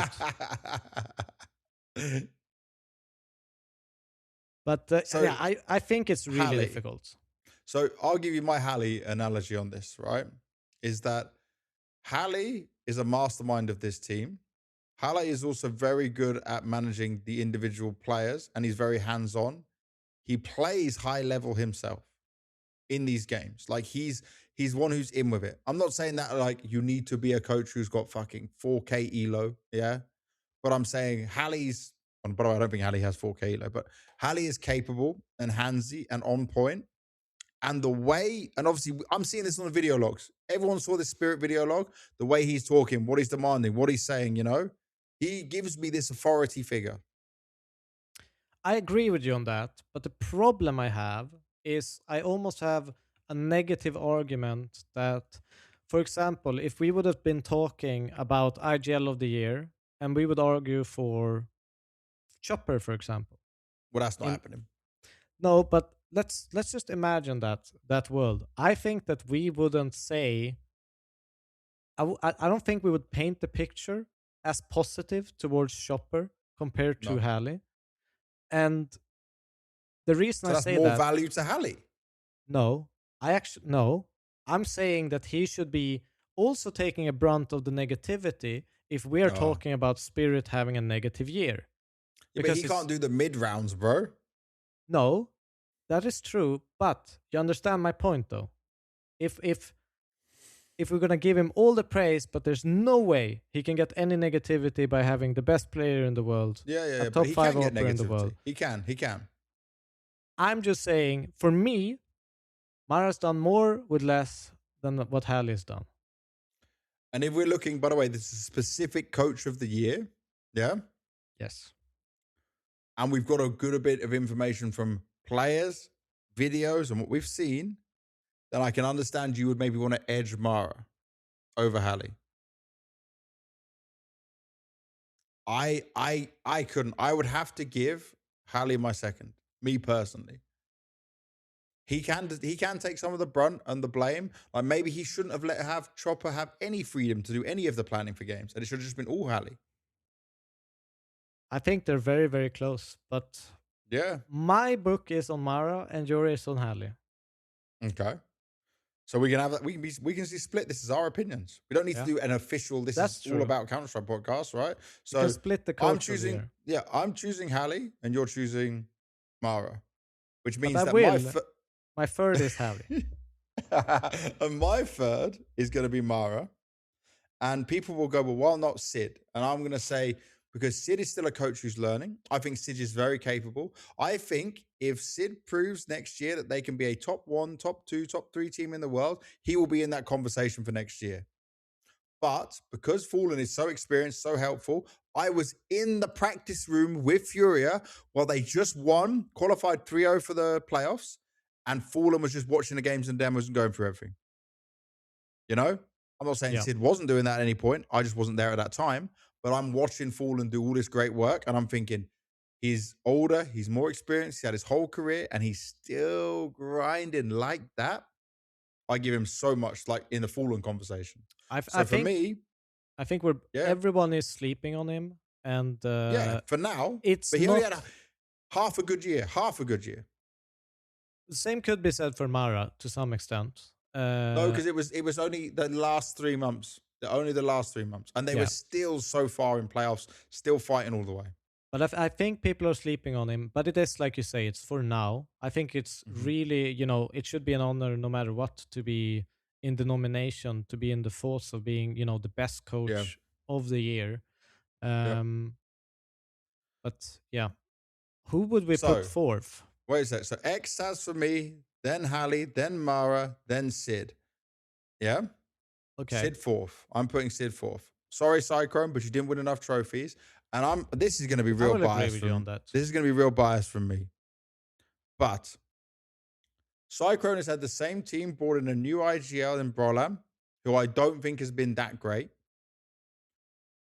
They have had better placings all year long than Navi, and they did win Cluj-Napoca. But I would still put Blade as a better coach than for the year than Cyclone. And I would still put Blade as fifth over Cyclone and not have Cyclone in my top five. And the reason for that is Blade always promises this 6 months, then he delivers. Both playoffs of the major, he made it, yeah? Obviously, there was team drama and turmoil that ended up with jail going, Makazi having to come in, and then they had a deep run at Cologne, and then they fall off for a year. They're trying to rebuild back into it. They do pretty well at the major, better than anyone expected, apart from me, I guess. Blade has a way of figuring these things out and working it out that I would still edge him above a Cyclone. I don't agree with the. I didn't expect you to. I don't agree that Blade should be in the top five. I do agree with everything you say about Blade, but I do think that you should value Mouse being that consistent throughout Mhm. an entire year of placing in finals, in top four Yep. spots throughout the year, in an era where I think that we had so many good teams. We had Mongols, we had Vitality, we had Furia, we had Spirit. There were so many dangers for them to fall out short early on. They continuously showed that they can go into matches against some of these teams and always make the mark and be consistently up there. And I think Okay. that to me proves that you are a good coach, that you have a system that works. Now, could you argue that some of the individuals maybe didn't step up enough when they had the Definitely. chance to end games? Yes. But I don't think it's because of the That's not work him. that they put in to the server. Therefore, I But would put him in a top five list. you know why I'm not? In Austin, I pushed him on an interview when they were exiting. They're like, do you think you need to make changes for the team? He said, need to review, need to see it. Didn't make any changes. He should have made changes at that point of the year. And he should make changes this point of the year. If Mouse want to be a championship winning team, if they're just happy being in the middle of the pack, top 3, top 4 in the world, sure. They are the most consistent team in terms of like placing playoffs, blah, blah, blah, never dropping low, right? Always doing well at group stages. We can give it to them that. But they only lifted a Cluj the Poker trophy right at the beginning when Brolan and Spinks came in. And then, would you know what I saw personally? Is Mouse's IGLing and T-sides just keep nosediving the whole year. The whole year. And if that's Brolan, then also it is Psychro. And was not strong. It was at Cluj. He's just learning. His first event is IGL. And then it just kept going worse, kept going bad. And then when you had Cologne to be won, you finally beat Vitality. And this is more the players than him, I'm sure. They still bottled it against Spirit. They lost in the final so harshly. I'll just say, Cyclone is a great coach, and we've shown it. He made Shuhei a great in-game leader who has been struggling without him. Yeah? All the way Yep. from the Academy Leagues till now. But you've got to be better at making harsher decisions. And Blade has never been scared of making harsh decisions. I agree, but I feel like we're dipping into Blade of old a little bit too much than we're dipping into this That year might in be my particular. bias. That Yes. might be my bias. So I'll Because agree with you. I will I'll not agree say that Cyclone is a better coach than Blade, but I think he had a better year this than year. Blade. Yeah. All right, I'll give it to you. I'll allow to handshake. So we only disagreed on our second to thirds.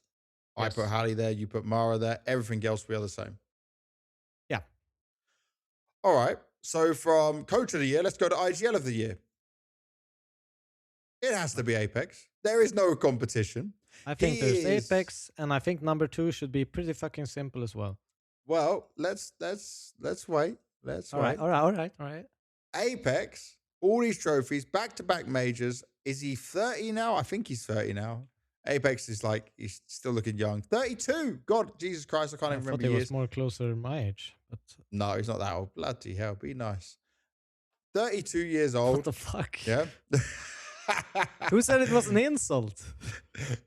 32 years old. Yeah. Heart on his sleeve. Good for all the content. Handles all the pressure. Handles all the stuff that's thrown in by the community.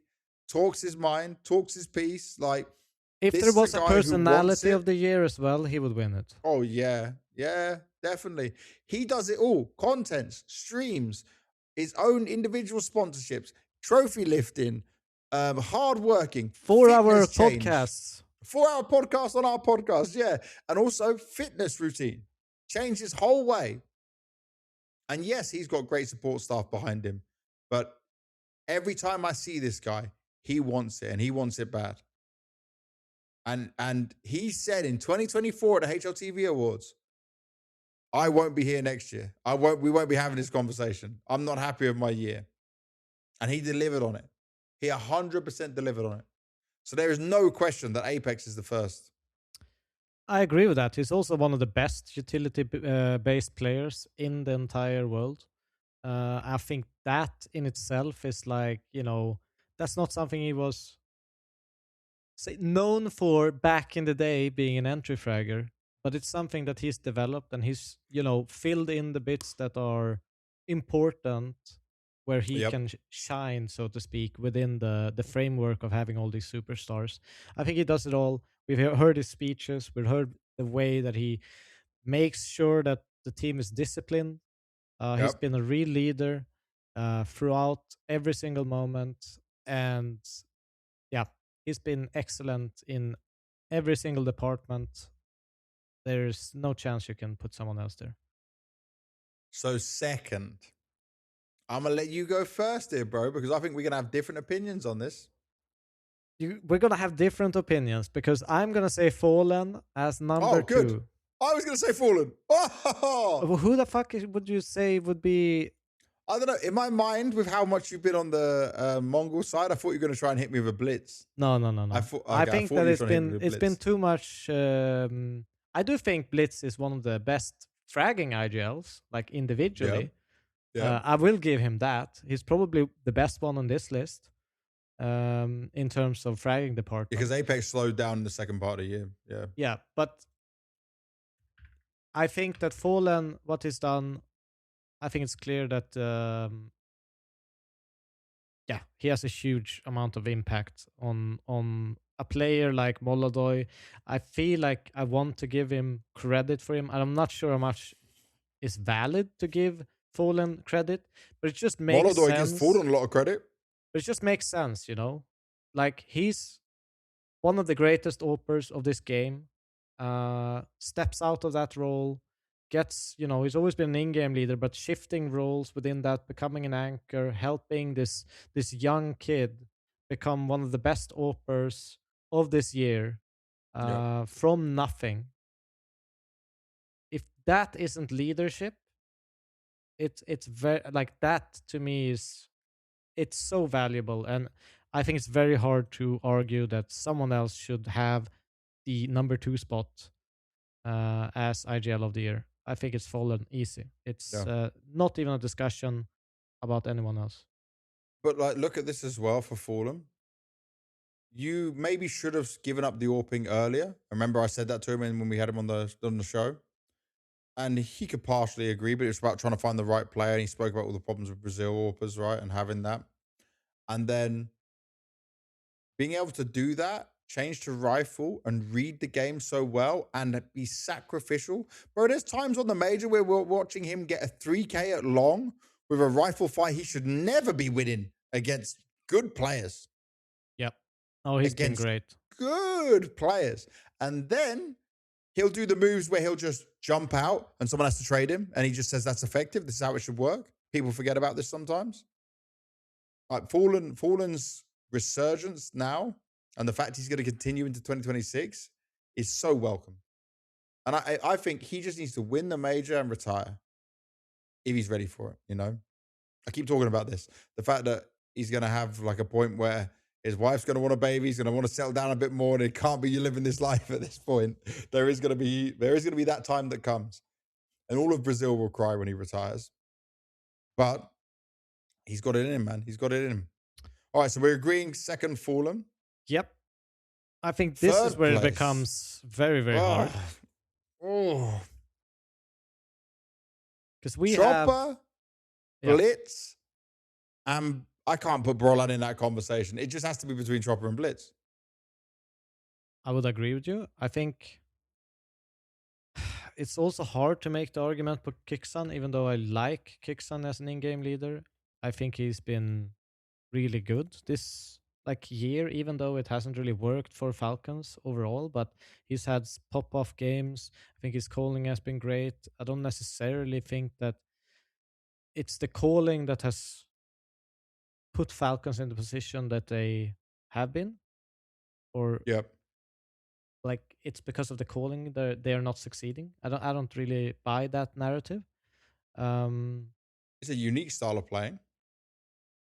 yeah, but I also think that it's, when you have so many star players, it can be even harder to call because, you know, they will voice a lot of opinions, they will have a lot of input, you give them a lot of freedom, and to be able to kind of maybe sometimes even take a bad situation because of a lot of individual freedom has been given and turn it into something good. I think that Kixan has that ability, but I wouldn't necessarily think that he is top three. Yeah. Yeah. Especially when we hear all the things about him praising how much Nico helps him. And Yeah. how much extra support and help he's getting with it. So do we Blitz or give Chopper? Blitz trophies? You would say Chopper, but the fact that Chopper then gets removed and is following, but they're both following plans and set out for him. Yeah. But I think like Blitz is a better mid-round player. I would give much more credit to the mid-rounds of Mongols than what I see from Spirit. Because Mongols are working with players who at times can be faltering or not succeeding or not having.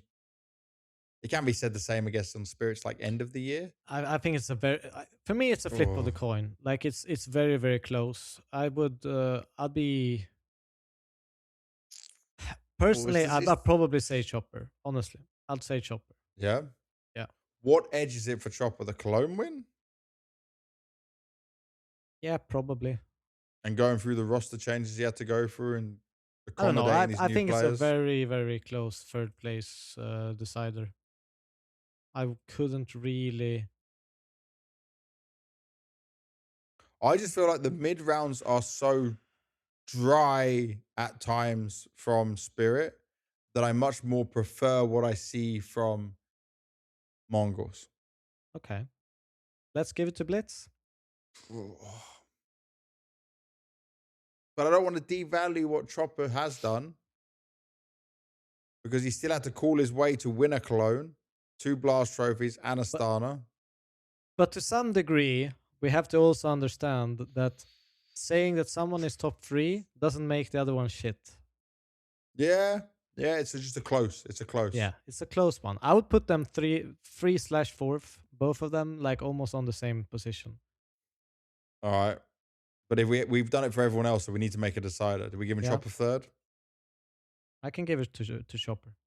Chopper third, Blitz fourth, and then our fifth. For me, it's between Kixan and Alexi B. Personally. But I am the resident Navi biased person over here. I would just say that if Alexi was on Falcons, they might have lifted a trophy or two. I think so. But one could also argue that Alexi B has had a rougher lineup to play around with Yeah, compared to Kixon. less of the crazy skilled players in the world, you know? Yeah. Um, Less of one the could money to definitely work with. yes, but Does have the better coach.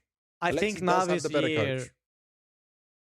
the Navi's year has been too bad to give Alexi B top 5, hasn't it? Or you're on the fence, okay? I agree, but there's also the things that come into my mind of like Kicksan's Is help he is gets from Brolan Nico. completely out of the discussion? Bro, that's not even in the discussion, bro, Okay. of top 5 for me. Brolan is not. I said this. I don't think this is happening, but you remove Brolan and you put someone else as the IGL. Brolan's not in top 5 discussion for me.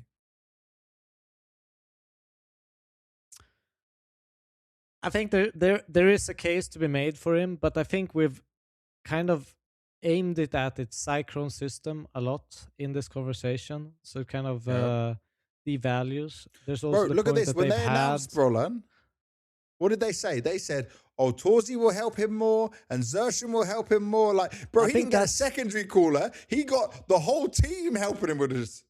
I think that in combination with sometimes we've heard like Search call a lot as well in tournaments. Yeah.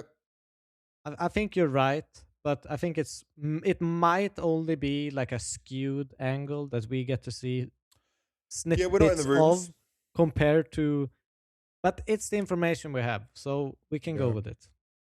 So but- Kicksan or Alexi for 5th.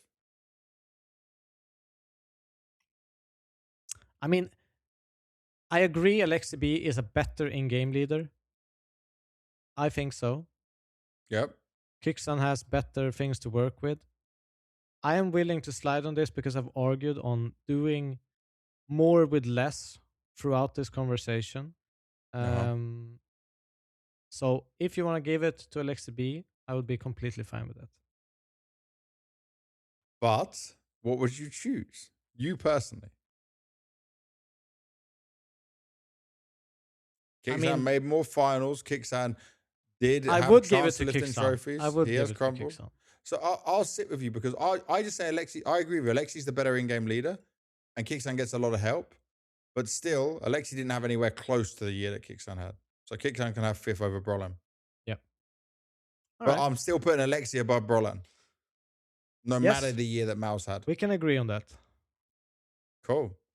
All right, what should we do next? We got opener, closer, anchor, and AWPer of the year before we get to top 5 of the year. You choose. What do you want to do next? Uh, I think let's do a hard one. Anchor of the Oh, year. oh God. So you say anchor of the year is hard. It's not hard for me. At least the Okay. first one. Messi is the anchor of the year. He is the best British player of all time from any version of Counter-Strike. And guess what? I saw all these versions. I was there, living and breathing it. I've seen everything. I watched it I all. I've agree with seen it that. all. And this guy just improved when Rops joined the team, often having to do more with less. When I say like less help, less utility, the Rops Messi duo on sites does work very nicely at times, yeah. But Yeah. Messi was the grand finals MVP of a major. I know there's no such thing, but I mean in that grand final, he was the MVP. He was the one. He was God tier. This guy he's on a whole other level right now to the other anchors. I agree with you. I think Messi for sure is number one. I don't think there's a discussion in that part. I do think it's a harder discussion once you leave the number one spot. Definitely. But I'll say this: Messi got top 12 of the year for HLTV. I think that is disgusting, and they're just. Oh, I don't want to be too harsh, but he should have been top 10. He should have been top 10. And I know he doesn't have the EVP. He's got Zyro and Rops on his team taking up EVPs and all the other things from him.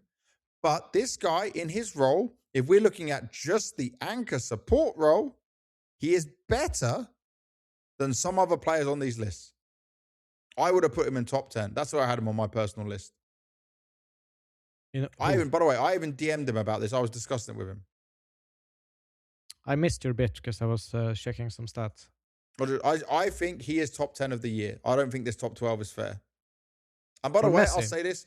Yeah, top 10 of the year. Because obviously his role, he's not picking up these numbers and stats all the time. But this boy delivers. Sorry, this man now, man with a child, delivers time and time again. And guess what? People need to remember this. For as much as the community want to talk about Henry G or whatever, he's like the this guy best grand picked him out. finals player in the world. Yeah. Bro, Henry G saw his brilliance, his great skill before anyone else did when he put him on Cloud9. I wasn't just giving him a chance. That was like Henry saw what this guy can do. No Wasn't it? ego like other British players. No like messing around. Fully focused on the game. Dedicated. This isn't because I'm British, by the way. This is because I'm seeing it. And people will agree with this. I got to rant on this all day. Messi is the British GOAT. And if there's anyone else that comes close to him, I ain't heard of them. People always say rattlesnake, but it's Oh, not shut even up, close. man. Shut up. Bloody Source players. Kind of CSGO player. And then Mangia Capra in my 1.6 years was great. Yeah. Individually brilliant as well. But I mean, when your team mainly in the latter parts of 1.6 But this consisted of isn't a two GOAT discussion Europeans. about UK. That's No, already no. finished. Messi is it. Messi Yeah. is the one. And then for number two, Mm-hmm. I think a lot of people would argue Heavy God. But the problem I have here, mate, no playoffs of a major. Yep. Zero playoffs of a major. Bit was in both of them. Yep. Yuri was in both of them. Yimfat was in both of them. Zontix was in the one that he was actually in attendance for. Yeah, I agree with that. I'm not gonna push Heavy God. By the way, stats, numbers, ability. The guy also changing roles and positions depending on what team he was on. Incredible, but I'm not putting him in second place. I actually would argue that Yuri is second place. I know his stats are way below of Heavy Gods. He has a like 107 in the last 12 months. But I Hmm. actually think when I look at the eye test, the importance of what he doesn't go for a lot of aggressive moves. He a lot of the times is one of those players that stays alive for an unreasonable amount of time in his In position. crazy situations. Yes, Inferno comes to mind when he's anchoring down pit. He can stay alive with 5-10% HP, always finds Yep. the right time to peak, and never really puts his team into a risky situations where they lose rounds. He's And so that's smart. what you want from an anchor. You don't necessarily want stats. That can be cool as well, but you want to win rounds because they Yeah. put yourself or put your team in that position. And you're not getting any assists for hiding in pit and someone aiming towards you and them getting killed. He did win an MVP as well for London, a HLTV MVP, Yeah. beating Vitality in the grand final, by the way. My money is on Yuri. Um, Oh, what bro. do you think? Oh, do you know what the thing is? The problem I have here, yeah, HLTV already given us their top three.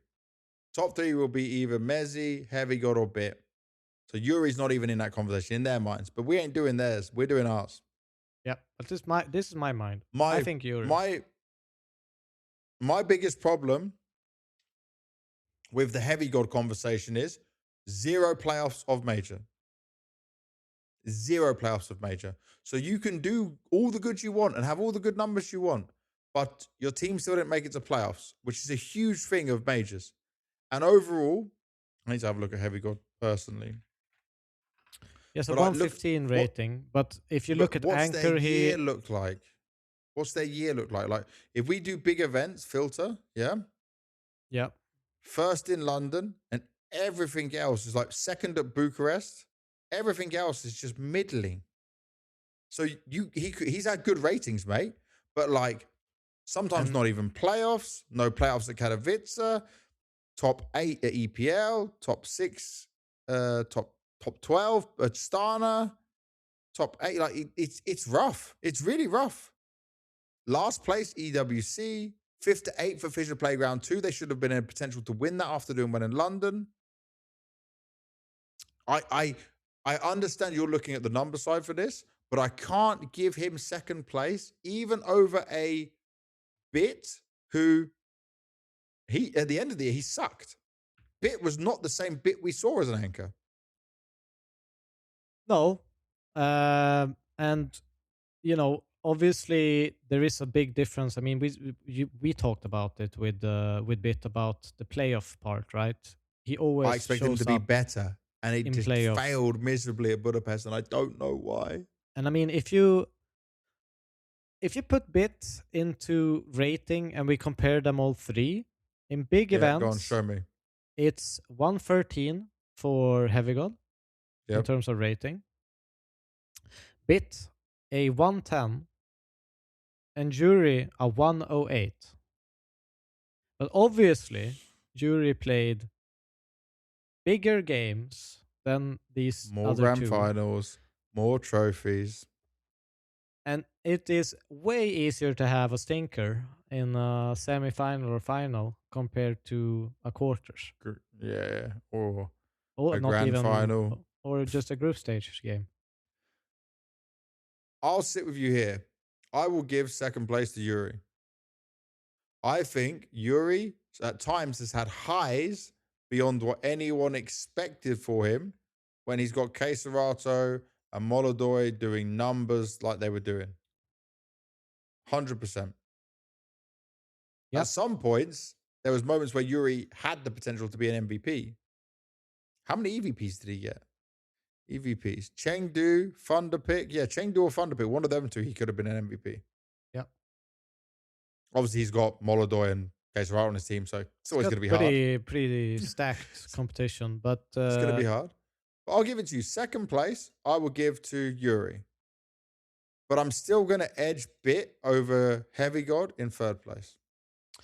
I think this one is okay. If we look at it, wouldn't you say that they both had kind of a similar year? Similar year, but those two non-playoffs for G2 at majors is such a big factor for me. Both majors, Navi were present in the playoffs.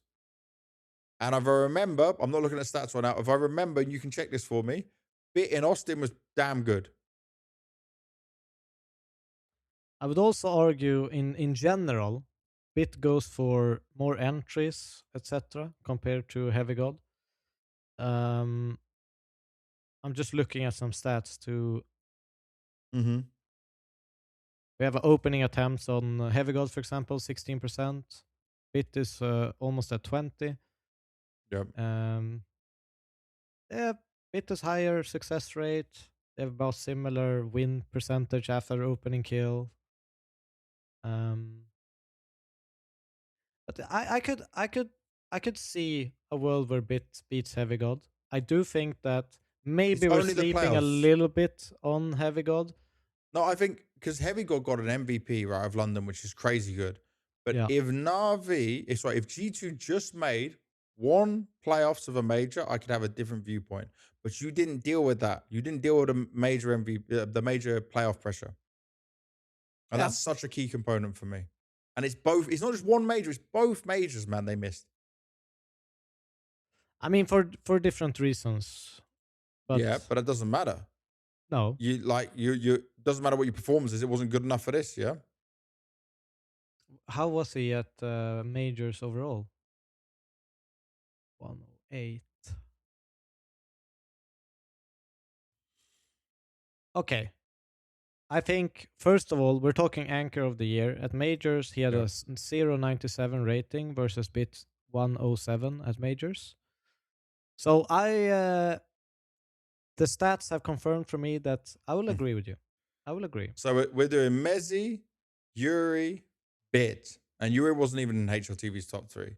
Then Yeah. you've got Heavy God in fourth, I think is fair. Yeah. Yimfat fifth.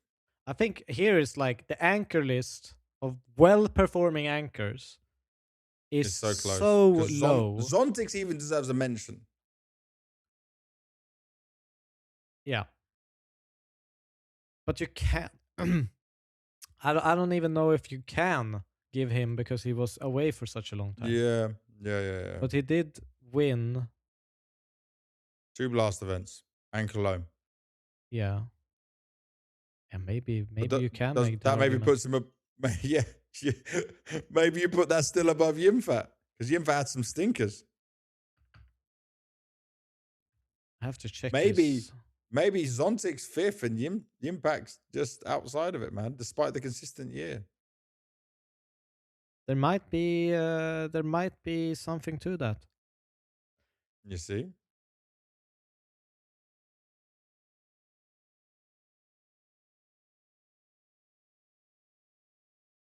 So what are we Mm, thinking?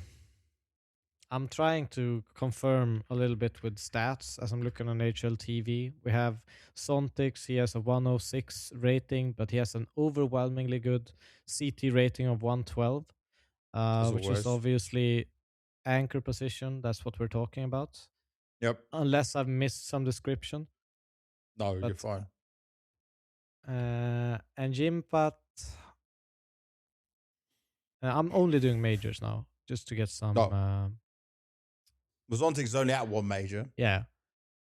Still Jimpat 110 rating at majors, but Sontic's better overall rating. But Jimpat 2 majors? Yeah, but that's not a discussion then to me because Zontix wasn't playing at it. It wasn't like he didn't qualify for it. If Zontix was on Spirit, it would have been a better Spirit than what we saw. All right, I'm coping, but I would personally give Zontix it over Yimfat. I think it's harsh, but I could see the argument for it. People are just gonna think I'm a Mouse hater at this point. I don't hate the players. I actually love most of the Mouse players. Yimfat's cool as hell. Just some of the Mouse management people, they're a bit stupid. But yeah, and that's because also Sontix. I mean, you can make the argument he won more trophies on less time as well. Yep. Yep. All right. I'll give it to it. Okay. There we have it. So, what are we thinking for closer of the year? Closer of the year. Raps, number one. Yes. And it can't be close. There can't be anyone close to that discussion, surely. No, I don't think so either. Um, I think Rops has been an impactful player to Vitality in and out of the server. The ideas he comes up with, how he plays his role, would have had some MVPs if Zywoo wasn't Zywoo. You know, you're always going to give up the MVPs when you're in that situation. It's just something he has to deal with. He made the right decision going to this team, yep. and he's such a smart, gifted player. Great, great for this team in every way. Thinks of new ideas, thinks of new ways to approach the game, flashes. He's a full nerd. He's a full nerd in all the positive senses of the word. I agree with that. I think he is incredible.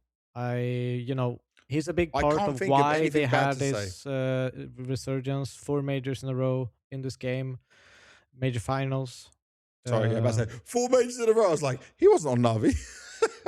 no, but 4 major grand finals in a row Yeah. speaks volumes of him as a player in Yep. 2 different teams. Uh, Rops number one. I don't think you need to delve into too much more into that. I think it's more interesting once we get into the The others latter. Yeah. in the discussion. So I'll go. Queserato second. Furious amount of trophies. He gets himself his first career MVP. We've been talking about him being in his prime for, I don't know, 6 years, 5 years, 4 years, and he's never been able to hit the strides he's been able to have here. Even when he's gone through all these changes, he stayed so consistent. He's someone that is a very smart player. He's someone who is a reliable player and a safe pair of hands. And to be that when you're in these situations of being a closer, it's super impressive. And I don't think it's that close between him and Frozen.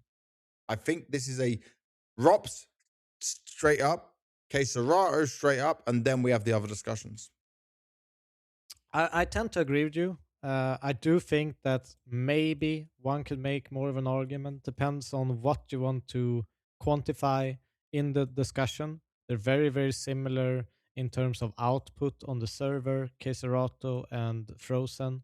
Obviously, with the addition of medals and trophies from Queserato, that's where the kind of conversation dimmers a little bit. But in terms of like Yeah. raw output on the server, I don't think Frozen is that far behind. Okay. So does that mean you're quite confidently putting Frozen in the third place, or is there maybe a case for Shiro? I would put Frozen in the third place.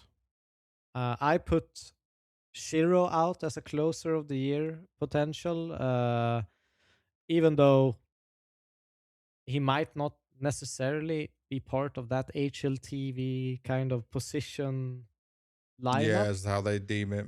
Uh, but I put him in there as potential because I think he's very, very good in those closing moments of games. He's great at clutches. He's one that I kind of, before I read that HLTV note Mm-hmm. about how they argued it, was someone I thought about instantly when thinking about people who have that ability in the game. Yeah. Okay, so Rops, Queserato, Frozen. Do we Yes. put Shiro as fourth, or could you argue Spinks could be there? Because I think Shiro's going to be high up overall on players, definitely. Yeah, I think it's one of his best attributes is being a closer for a team, and it's one that you don't always see Opers at least lean that heavily towards the clutching part. If you look on True. HLTV, we can do like some fast comparison of Shiro is 86 in clutching, right? Yep. Ability. And with that, it's clutch points per round, which is Clutches per round, weighted by the number of opponents. 1v1 is 1 point, 1v2 is 2 points, 1v3 4 points, 1v3 4 points, 1v4 8 points, and 1v5 is 16 points.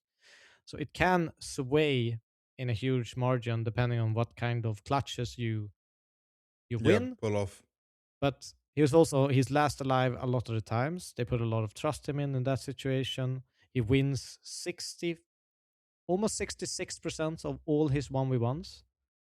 And yeah, he's just incredible in those situations. And it also gives them, obviously, an Oper who puts himself into a clutch. He obviously saves a lot when it's an undeemable clutch to win. Gives good economy for the team. He's one of the best Opers in the world. Yeah, I have a hard time. Let's just find a comparison. Let's take Saivu even in terms of clutching ability. He has. That was pretty clutch, though. He is very clutch.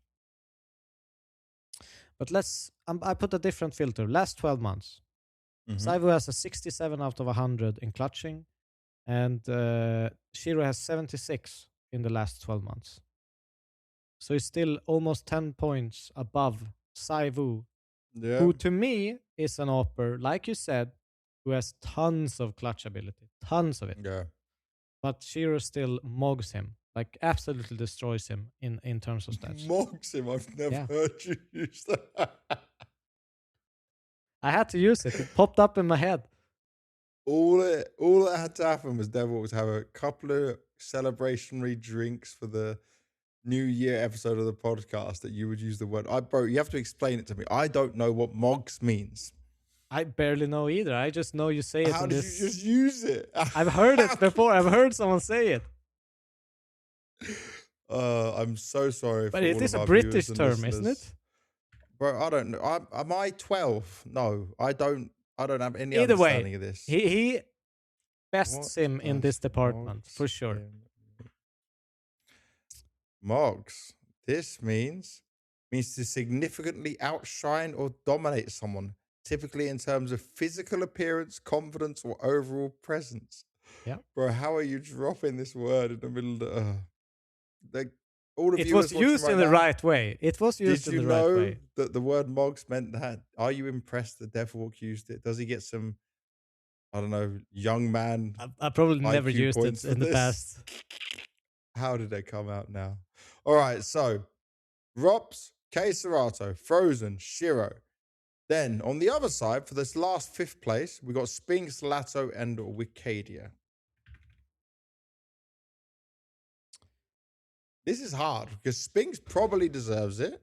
Lato's certainly an honorable mention. And Wicadia, whatever you want to call him, is a close player to it.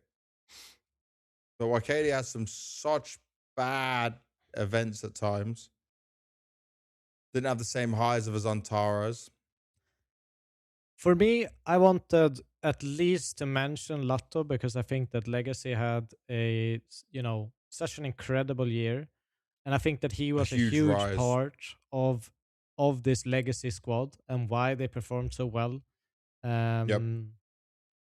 So I think that for me, I just wanted to put them in there. He's shown growth. Their team has showed growth. And it should be celebrated in some shape or form. Mm-hmm. Do I think that he should win top 5 closer of the year? Maybe not. I think that it definitely, for me, goes to Spinks. But I think having him at least in the outside bracket of things is a deserved mention. Yeah, I can give you that. Spinks for 5th, Lato in there as the outside member, Wicadia a bit of an honorable mention in there at the same time. Yeah. Solid stuff. All right. So we've got opener, Orpa, and top 5 of the year. Then we've done everything else, right? We have done... I think so. We only have Oper and top 5 of the year left, right? No, and opener. Opener. Oh, yes. Yeah, so let's do opener. Yeah. Donk. Donk. That's it. Donk. That's my argument. We end the podcast. And that's my argument. There is no one that is going to beat Donk in opener of the year for the next 5 years, 3 years. I don't know. As long as Donk wants to open, he going to open. Unless someone chimes that W key off his keyboard, No one else is winning it. Yeah, this is one of the best players of. So let's get this clear as well. He is the best individual player of the year. If I'm putting you as a one player, one for one, individual skills, mechanics, everything that comes with it, that is Dong. Yep. That doesn't mean he gets number one player of the year because there's a lot more to it with the trophies and achievements. But Donk is still way above everyone else. Crazy difference. He's such a beast, and that is why he's getting opener of the year. Second place, though, Flamesy for me. yeah, Flamesy. Flamesy will do openings with a Galil, with a Mac 10. No one's dropping him a hero AK for this. That hero AK goes to Rops, it goes to Zywoo. Definitely Zywoo, right? Don gets every AK he wants, no matter what the buy situation is.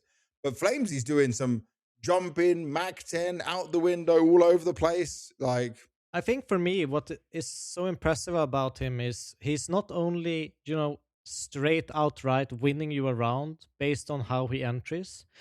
When they are in kind of a weird position where they need something to happen, where they need someone to kind of push forward and sacrifice himself for them to get the trade before rotations comes into the round, that's where he is key. He never yeah, hesitates a second to make that decision, and it makes Vitality win a lot more rounds, even if it wouldn't necessarily show in the stats that he was yeah, a part of that. He might not even get a trade like a assist in a certain way or any form of damage, but just because of the way he takes that space and the way that he wides and delivers the room for his players to come in and make that trade to make sure they can solidify the round in awkward positions. the Uh, information he yeah, gets, the way I he I can think take he that space is and be traded. absolutely fearless, and I think that's exactly the embodiment of an opener of the year. And if But Donk it's, was didn't exist, I would put Flames as number yeah, one. but this is it, right? His personality out of the game also helps him succeed in this at the same time. Being very like Super humble, carefree, like being very chill, doesn't care about the numbers, cares about like what he's doing for the team. Like he's exactly what you want in an opener, you know? And he's a very different opener to a Dong. yeah. Now, third place gonna get very hard. I think it's like the weird part is in for me here, you can argue that Santaris could be third. Um, because I think that he has to some degree carried Aurora's back in terms of when they've gotten um, success. He also got an Mm-hmm. MVP, right? They won an event, Yep. and he does so much. When they win, it's because of him, almost 99% of the time. And it's Okay. been like that for a very, very long time, and it's no difference this year. When they lose, it's because maybe he didn't show up, and you can make that argument as well. But it's hard Yeah. as an opener to consistently do that and expect that. But majors, both majors out at 12th to 14th place, not making playoffs. That's his. That's the downfall in this argument. Ugh, and the last one was a 0.94 rating. Across 6 maps, by the way, he lost two best of ones, then lost 2-0. Remember who they lost to? Oh, Astralis. Oh, sorry. Three. Sorry, I told a lie. 3 maps against Astralis, then yeah, I can't count. But Astralis they lost to. You know his rating against Astralis?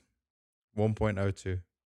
Not even, that's what I say. I mean, if he doesn't have a great game, that team loses, yeah. and But they still were a. could you give him third? Could you give him third?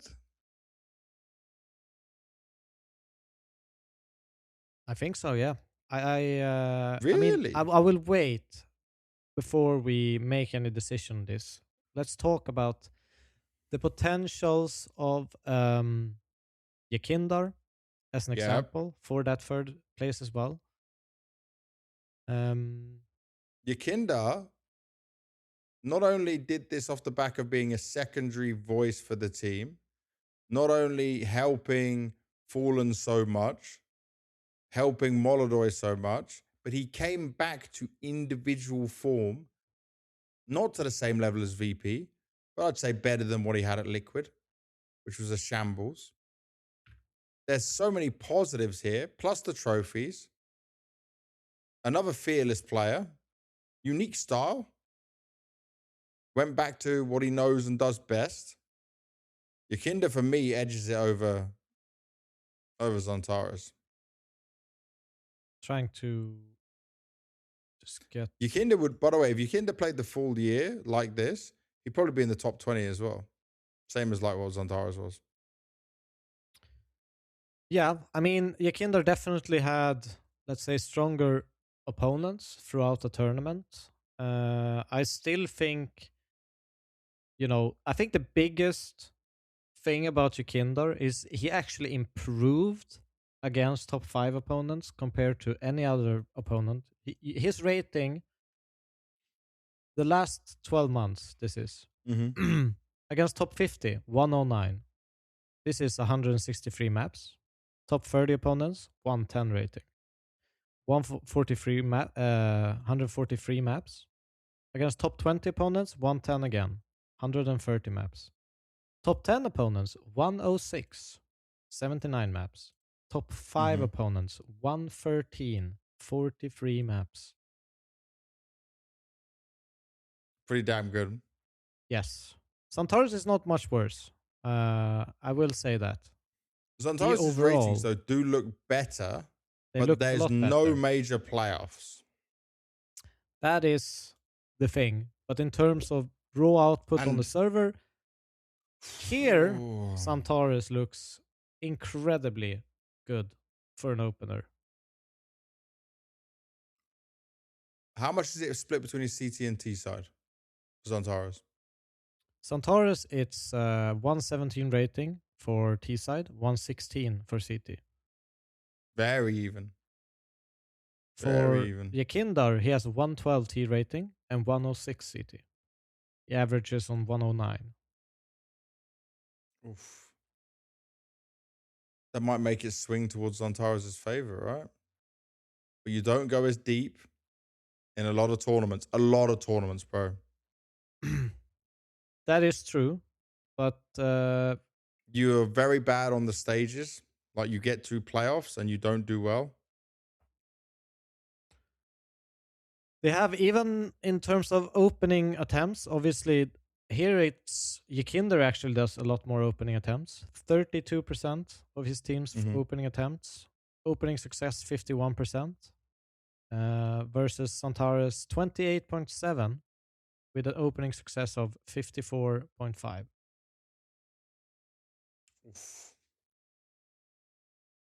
They are pretty similar in terms of how much they go for it. Okay.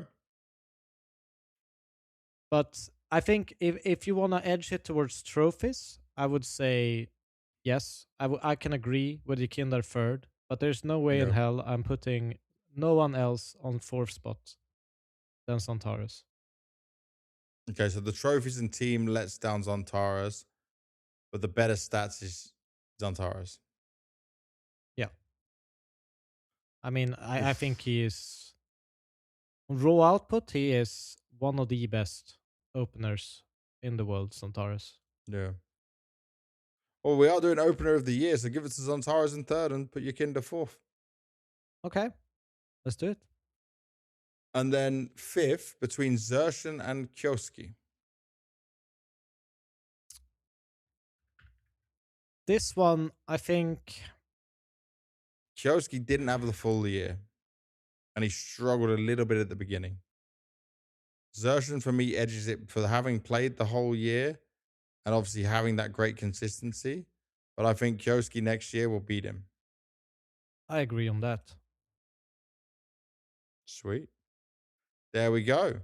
So now just AWPA and top five of the year. Wait. Oh. I'm not sure I agree on giving Search on the spot yet. Oh. Oh, where you hit me with them? What's... I'm just agree on your argument point part. Okay. I thought we were done. Uh, I think that this guy has an unbelievable rating, Kioske. He has a Yeah. 125 last 12 months versus Surgeon's 109. Ooh, I didn't see his stats. I'm just got off my mind. We can look at What's the opening success openings. rate? So we have opening attempts on Kioske is 26%. He wins 54.5 with an opening kill per round on 0.14. We have 0.14 on Surgeon. The opening success attempts 30% for Surgeon on mouse. Success rate 48%. Mm.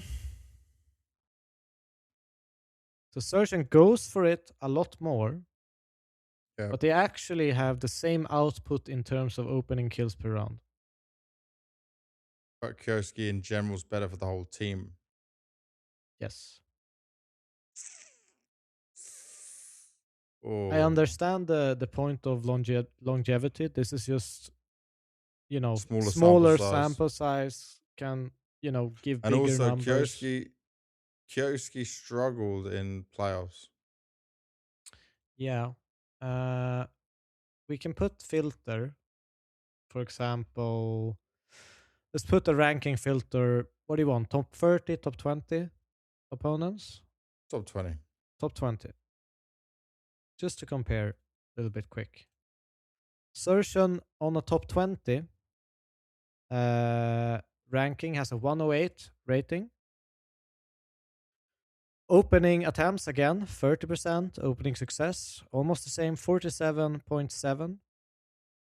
About the same numbers, 0.14, 0.16 opening def per round versus Kioskes, 0.14, 0.12 opening def per round. Same amount of opening attempts, about 25%, 53.7% opening success for Kioske, a 116 rating in total when we go to top 20 filter versus a 108 for Surgeon. Okay, Kioski's getting fifth.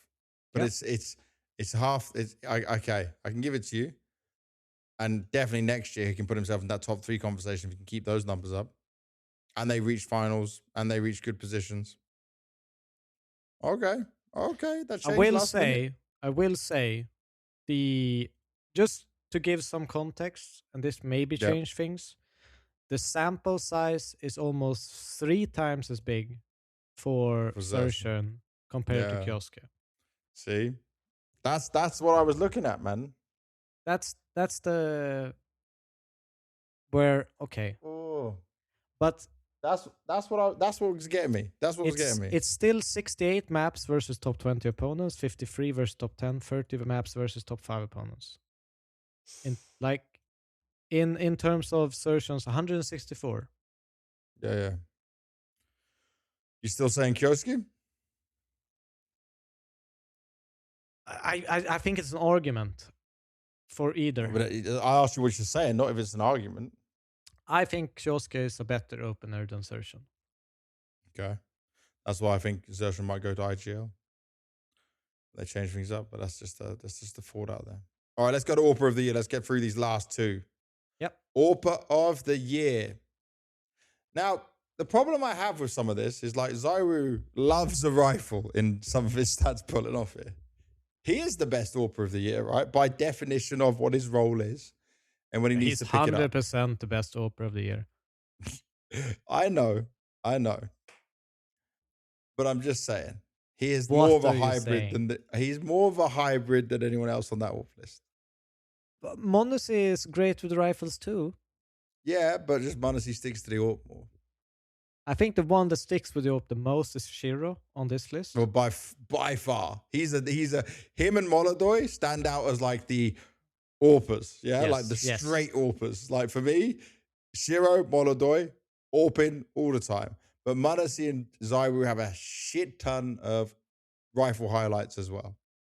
But that's just a different category of player. All right, I so still think Zyru, Saivo number 1. yeah, Zyru number 1. It was the same on my list anyway. Zyro number one AWPer in the world. He's not as flashy as Simple. It's not as magical as some of the crazy stuff you see. But you know what? He hits the shots he needs to hit. He doesn't make these insane misses. He doesn't go too fast that he can't follow it through. Yep. And he's a solid player for his team with it. And he's not a liability. 100%. So, second. This one can be debated.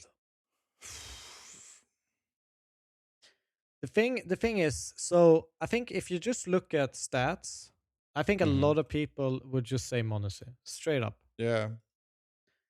The problem is, now I don't have these stats, but if you could reference me how you actually put, let's do majors actually, majors events for Ilya. Yep. So Well, he didn't make Austin playoffs. no, but still play in a group stage major. He, on normal, 125 rated player in the world, like 3.0 rating. We go to majors, he drops down significantly. He's a 110 rated AWPer in majors. This is a very small sample size, but it almost makes it worse. Okay. We can then take a look at someone like, who would you say is in the category of challenging for that number 2 spot? Oh, number 2 spot. Yeah. It's only Shiro Monacy, no? I don't put Molodoi there yet. Okay. Molodoi, the thing is, Molodoi, I can have an argument for top 3. Shiro at majors last 12 months, 110 rating as well. But Ooh. I think there's a almost twice as big sample size on Shiro compared to Monacy. Yeah. It doesn't make it that big, but it is the majors. Monacy had 2 MVPs of events he lost, though. That's true. But I think Monacy, even though he didn't have the greatest year of majors, I would probably still put him in number 2. Weirdly Monacy. enough. Yeah. Monacy, yeah. The thing is, Monacy still does these AWP movements that puts him in that simple-esque category. And I didn't like it when he started to rifle more. And you know, in Budapest, he started to rifle more and AWP less. We had this bit, right? Beginning of the year when he was on G2, not too bad. Second half of the year when he's on Falcons, it was okay. Then he started to call more of what they should be doing. And we heard some of these clips where he's like guiding them through these rounds. Yeah. And I was like, okay, that's the Monacy we know. Yeah. Then he went off on Budapest into some not thinking about himself, rifling more. And I was like, what the hell's going on? But some rounds I didn't see him with an AWP in his hand. And they almost lost to G2. You know, they just about stumbled through that game to get to playoffs. Well, that was a well-playing G2, let's be fair. Yeah, but I'm not saying, but he didn't have AWP in his hand is my problem. Yeah. And then guess what? When he had the AWP in his hand on Dust 2, they took over the game and he fucking closed it out. It's like, maybe give Baby Goat the AWP to use what he's really good at. You know, maybe let him like have that confidence with him. Okay, so Monacy second. I can agree with you. I'm with you. Because he got 2 MVPs as well. 2 MVPs when your team lost the finals is crazy good. Yes. Crazy good. And he came back into this year because his year was looking rough. Now, the thing is, I could put Shiro third, but I'm leaning towards a Molodoi. Are you going to hate me for that? I think that Shiro should be third. I Bro, don't think Molodoi had 2 MVPs, one being a big event. Yeah, but okay. Do you think Molodoi would get an MVP with Donk in his team? Yeah, it's kind of hard. It's a fair argument, you know. Like I get it. No one's gonna get an MVP on his team other than him. That's just how. That's what you accept in the contract. We'll receive no MVPs. You get to play with Donk, but all the MVPs are his. Just be ready for that. Major rating Shiro was better than Moldoy. Yeah. Molodoi was a fraud on majors, sadly. Sadly, yes, he did not have a great major. I don't think that that is going to be something that we are going to reference many Next times year. in his career. Yeah, next year it will be different. This is a learning But point. I think that if he had a better run at the major, I think that he could have crushed Shiro's longevity. Um, you know, Yeah. with Spirit having a little bit of a poor major. If they won But the major, it would be a whole different conversation. yes, I think that's the only way that he could have pushed Shiro off of this position. So Shiro third, then we get interesting. It's got to be Molodoi fourth Yes. because Torji, it's not been him, man. It's like I don't care about your consistency on Mouse. You got no MVPs to your name. I don't remember an event I would consider you an MVP potentially being at, But even these though I are the love the four best guy. operas in the world. The rest get Yeah, closer and closer together in a group, I think. And yeah. that includes Torshi, even though I think that he is incredibly important for the mouse team. I don't see him as a super elite opera like the four of the rest of them. He's not on the same level of them, sadly. And I think Yeah. that might have something to do with like look at his last events: London 0.94, Pro League 1.03, Chengdu 1.02, Budapest 1.04. If you compare that to all the other Orpas at the same events, they didn't have these kind of ratings. Yeah. Maybe he has to talk too much, maybe he has to do too much for him. But like it's for me, Torzi and 910. 910 not as bad as Torzi in terms of 910 drops off in Torshi had playoffs. a terrible major. Yeah. He had a But 0.96 rating. 910, it goes missing in some of the most important games to give him a mention in this whole Orpa conversation. Yes. But his high is very, very high. Yeah, but it's that inconsistency. Yeah. So I think it's like Zaiwu, Manasi, Shiro, Molodoi, league of their own, then Torzi a step down, and then 910 a step further. But do you want to see the major rating between 910 and Torshi? A 108 for 910, a 0.96 for Torshi. How much? 0.96 for Torshi. Damn. Damn. I am not sure it's that smack That big a bang by difference. boom. Yeah. I thought it like I'm just going off the I don't have the numbers. Jesus. Jesus. Now, yes, 910 against top 5 opponents has a 0.76 rating at majors. Yep. Yep. Is much better against top 10, top 20, top 30, top 50 opponents. Mm-hmm. Torshi has a 0.97 versus top 5 opponents at majors. Yep. So he's way more consistent at majors, even though it's pretty bad consistency to have the 0.96 part. So I don't really know where do you actually put this. I think it's not as clear because if you have a sample size of 5 maps against top 5 Mm-hmm. opponents, you have a real bad stinker. It's gonna drop down to that kind of rating, right? Yeah, it can hurt. And Torshi, I mean, it's 27 maps against top 50 opponents with 0.96 rating. That's not good enough. No, not for an Orpa. But I'm wondering how much we don't know, but how much micromanaging he's having to do on these T sides as well. True, He's this other but voice. he's This is a mouse problem.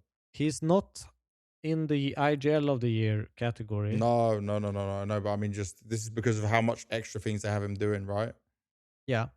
I think he's incredibly important for the mouse team, but I'm not sure. Is he a top 5 opera in the world? I think it's a vague conversation. And I think, for me, Mm-hmm. I think 910. Okay. I'm still giving it to Torzi because of the consistency that can be shown, but this end of the year is worrying. These last 4 events of the year is very worrying. It's a Yeah. problem. And he's just re-signed a long time with Mouse. He's just re-signed this new contract. But we can agree to disagree there Yeah, on the that's offer. fine. Yeah. All right, our last section, the top 5 players of the year.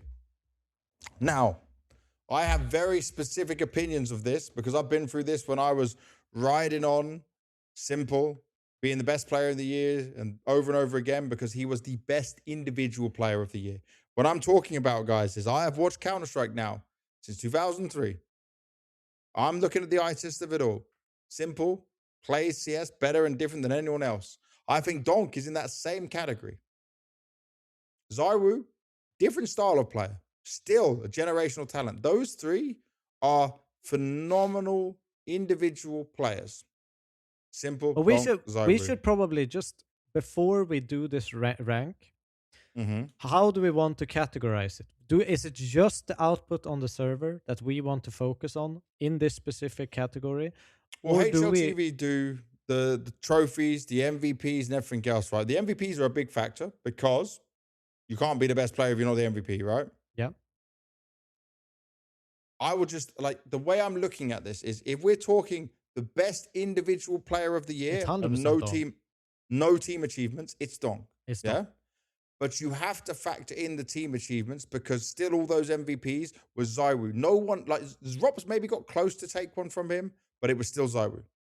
Yep. You know, within the system, within the team, with everything's going, Zyru's still doing it. So if I'm looking at like predicting what HLTV is going to do, Zyru is the best player in the world. 8 MVPs, 2 major MVPs in one fucking year. It's incredible. He is a generational phenom talent of the game. I am never devaluing the amazing skills I see what Zyru does. And no one should. But Donk as a rifler, an individual, bro, we haven't seen riflers do this.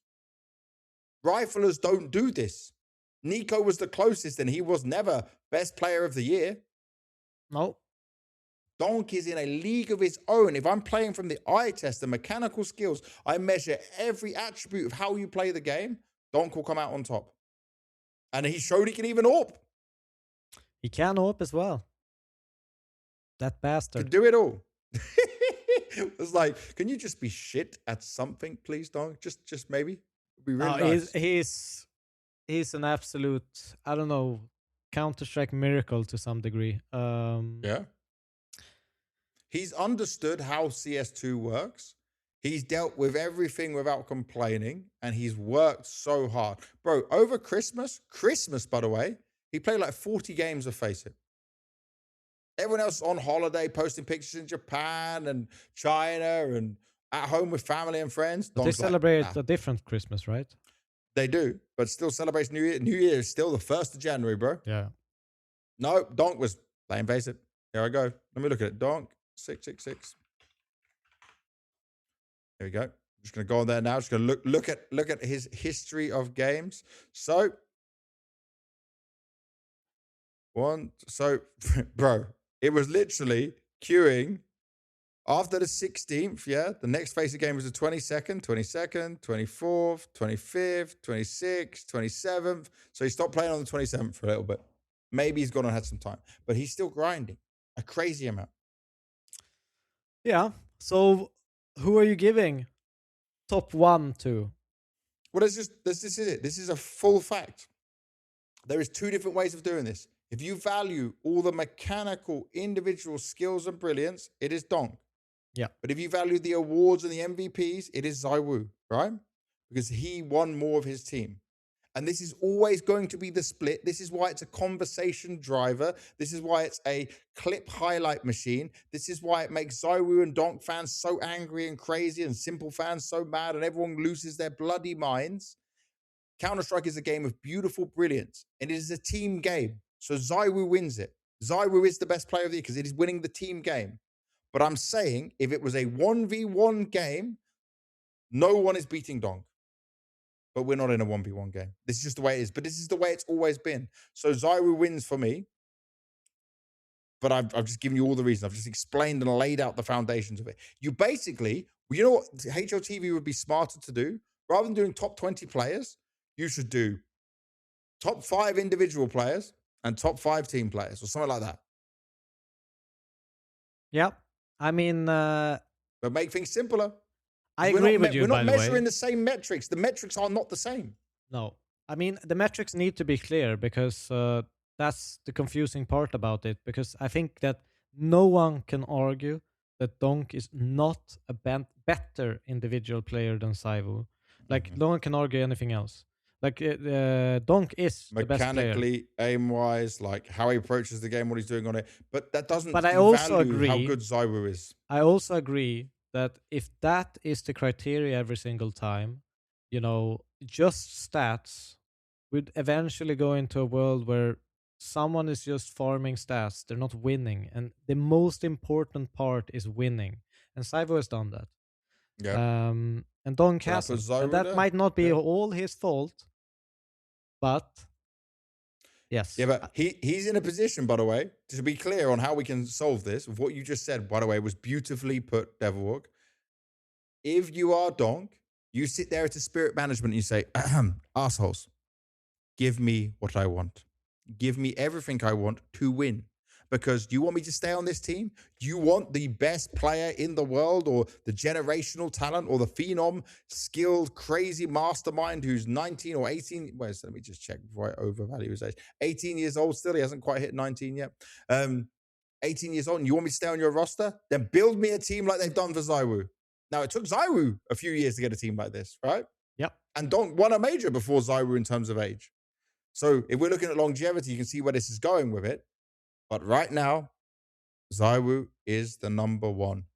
It's a team game. Counter-Strike is a team game. MVPs are delivered to the best players of the tournament. And guess what? Donk wasn't in all those finals. The two finals that they were in together, or sorry, the three finals they were in together, right? Because the standard doesn't count. Both blasts. Vitality didn't do good at the blast events. And then Cologne. Cologne lost to Mouse for Vitality. There we go. That's what we have. But all the other MVPs, so 4 MVPs for Donk, 8, including 2 major MVPs for Zywu.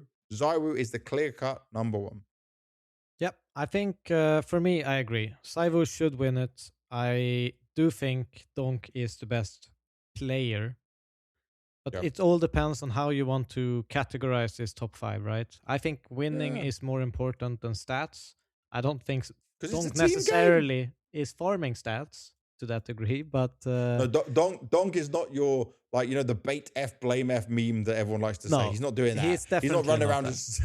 He is going out first. He is opening up rounds. He is owning everyone in his way. And then his team can still fumble it when he dies. But this is the best player in the best team in the world and potentially even history making team, Yeah. which Saivu is a part of. They made that history this year. He deserves top 1. I go top 2 Donk, And by the way, and I'll just say this on it's Zywu, because you're jumping ahead too far now. The thing about Zywu, before the Zywu lovers and enjoyers come in here, Zywu may not be as flashy, may not be as crazy as a Donk or a Simple, but the way he reads a game is still better than both Simple and Donk at times. At times with Donk, but definitely better than Simple. Because Zywu is making the calculated play. Zywu is reading and ahead of the steps before it happens. I see moments from when, like, for example, Simple would used to make a clutch, yeah? And you'd see, oh, he's getting 1, he's getting 2. Oh, he's got a chance to win this. But he could do something crazy that doesn't work, and it's a huge risk. yep. Zyru's not raking those risks. Zyru's hitting this shot, killing that guy, doing this, putting the right smoke down, everything. And the way he's thinking about things is so skilled. It's so crazy. I mean, And this puts Saivu him in is that the league of his own. resurgence of a device of old to some degree. More calculated in the way that he approaches things. Less sitting back. Yes, yes. But in terms of like thinking about the game, he's Mhm. never going to be as flashy, but he's still going to be one of the players you would want the most in your team just because you see there's a consistency, not only because of skill, but because he puts himself in the position to always get something. Yeah. But yeah, I All right. agree. So Dong second, 4 Yep. MVPs, just an incredible talent, and his rating is too high for someone else with even other achievements like trophies for him to catch up on. He's gonna So win a third couple of place. top 1 after this. So third place, I put Rops personally, because Rops' ability may not be as high statistically and number wise as a Manasi. What's the difference there? Can you tell me while I'm going through this? But still, he was EVP at Kato, Pro League, Melbourne, Rivals, Austin, Major, Cologne, Chengdu, and Budapest Major. One of those majors, Manasi wasn't even a part of. I'll even give a reference to even backing up a little bit. This will be a reference to, I think, every ranking. We can look at, if you remember when Get Right won number 1 and Flusha didn't win number 1 in 2014. Do you remember this? When? No. Okay, I will just say, Flush had won more tournaments. He had a 0.10 bigger numbers in terms of stats and still got second. Really? Yes. So, sometimes, this list can be very, very weird. But this time around, I think Saivu has 0.10 less than Donk, but he won more trophies. I think that matters a lot more than those 0.10 rating, if you just want to go for it for that. And I also think that in reference to ROPS, sometimes players can have bigger individual numbers. Yeah. But still, I think that someone can be put over someone with bigger numbers a lot of the time. And I think ROPS, he's just been the key element to the success of Vitality. He's been slotted in and they made history. Bam, boom. So you'd put ROPS in third place as well? 100%. Yeah? I don't think there's a discussion from either. The poor thing about ROPS here, right? His career, if you look at his placings in HLTV, he's hit 19, 10, 7, 18, 8, third in 23, 18th, 24. And now he could potentially be third again. But he ain't getting second when you've got Zaiwu and Donk around. So, like, I don't know what he would have to do to make second place a reality, but, like, I would have to fall off massively and Donk's just number one. To some degree, he's one of the most influential players of this entire year without it being just a stats page. Yeah. It's true. All right, let's go to fourth. Manasi. 2 MVPs. Despite obviously not having the best year of his career, struggles when he was on G2. Obviously, during that whole point, it was kind of up and down, but he's still dominant. He still came back in from not performing up to his standard. It has been very impressive, and you can't take any of that away from him. I would agree. Nice. I think m0NESY deserves a top 4 spot. Fifth is hard. Fifth is hard. I know I've even seen the HLTV drop Keiserato as top 9. I think that, in my opinion, is a bit of a robbery. I think that Keiserato deserves more than 9th. I think he, to me, without like looking through lists and stats and everything, I would almost instantly say he's probably top 5 this year. But Shiro, like they are very close to me. I think Keiserato, they've obviously won more. Yep. But it's not that by much. It's not one more by much because it's still Cologne, which is huge for Shiro, and then the 2 Blast and then Astana. And obviously, there was just 2 big events that Furia won, right? Chengdu and Rivals, but there's certain teams that can't attend Rivals. For example, it's only an 8-team event. So I give Shiro the edge, and Shiro will have better overall numbers. And Shiro played at a higher level throughout the whole year compared to Keiserato. But I would put Keiserato like 6, 7 on my list. Quite happily. I can agree with that. Let's give Shiro number 5. Keiserato 6 for me. Even though that's not what we're doing. That's fine. You're allowed to do that.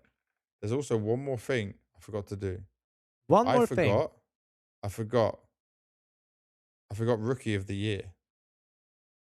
But let's just say Molodoy. Bam, boom, done.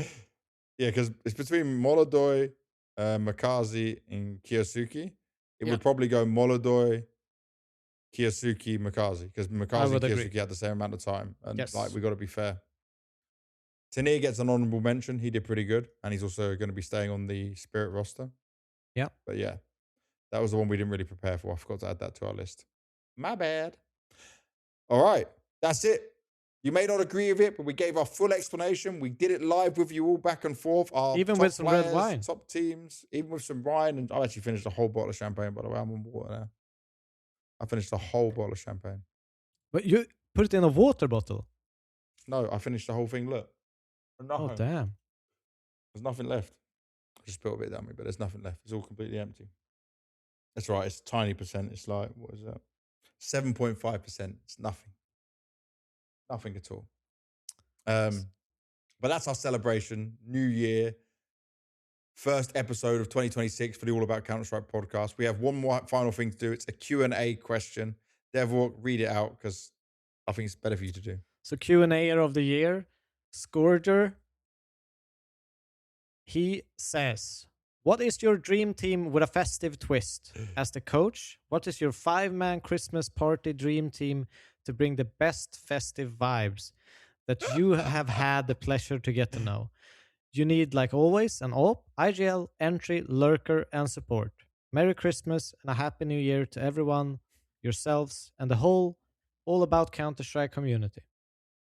Hey, he's giving love to everyone in that, bro. Let me go with this. I will cook so good with this. So I'm taking Carrigan as a party guy for the IGL. As an opener, I'm taking Can I bring someone? I'll put Dustin as the coach for the festive no, team. bro. As a coach, right? Yeah, You know who I would take? Sid from Furia. He knows how to party. He but knows how to party. He Dustin with the knows how to vibes, party. man. Yeah, but that's the might also might slap you for drinking too much and you're not ready for game day next day. But his comments are too funny. I have to take Okay. Dustin. But this is not your list. I'm doing my list. So you do your own. Okay, okay. I'll take coach, Sid.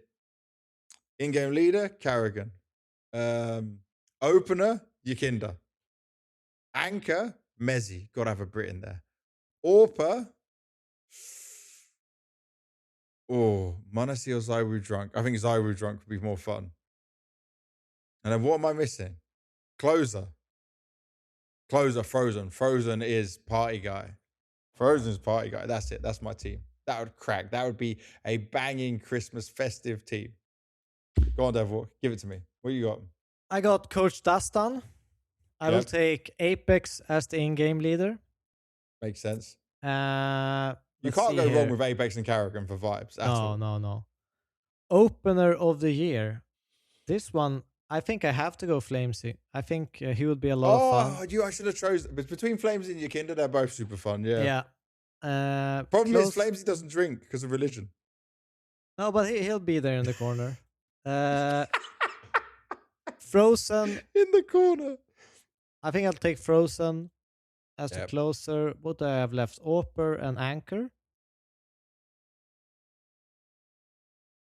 Or? Or how can you not have Messi as a British drinking? I think I will take Torshi as the Orper for me. Yeah. And Jimpa to bring out some nice Some of the Finnish posts. wisdom. Oh, he's got his ears pierced now. He could be a bit of a hooligan. Yeah. So that's my team. Nice. There you have it.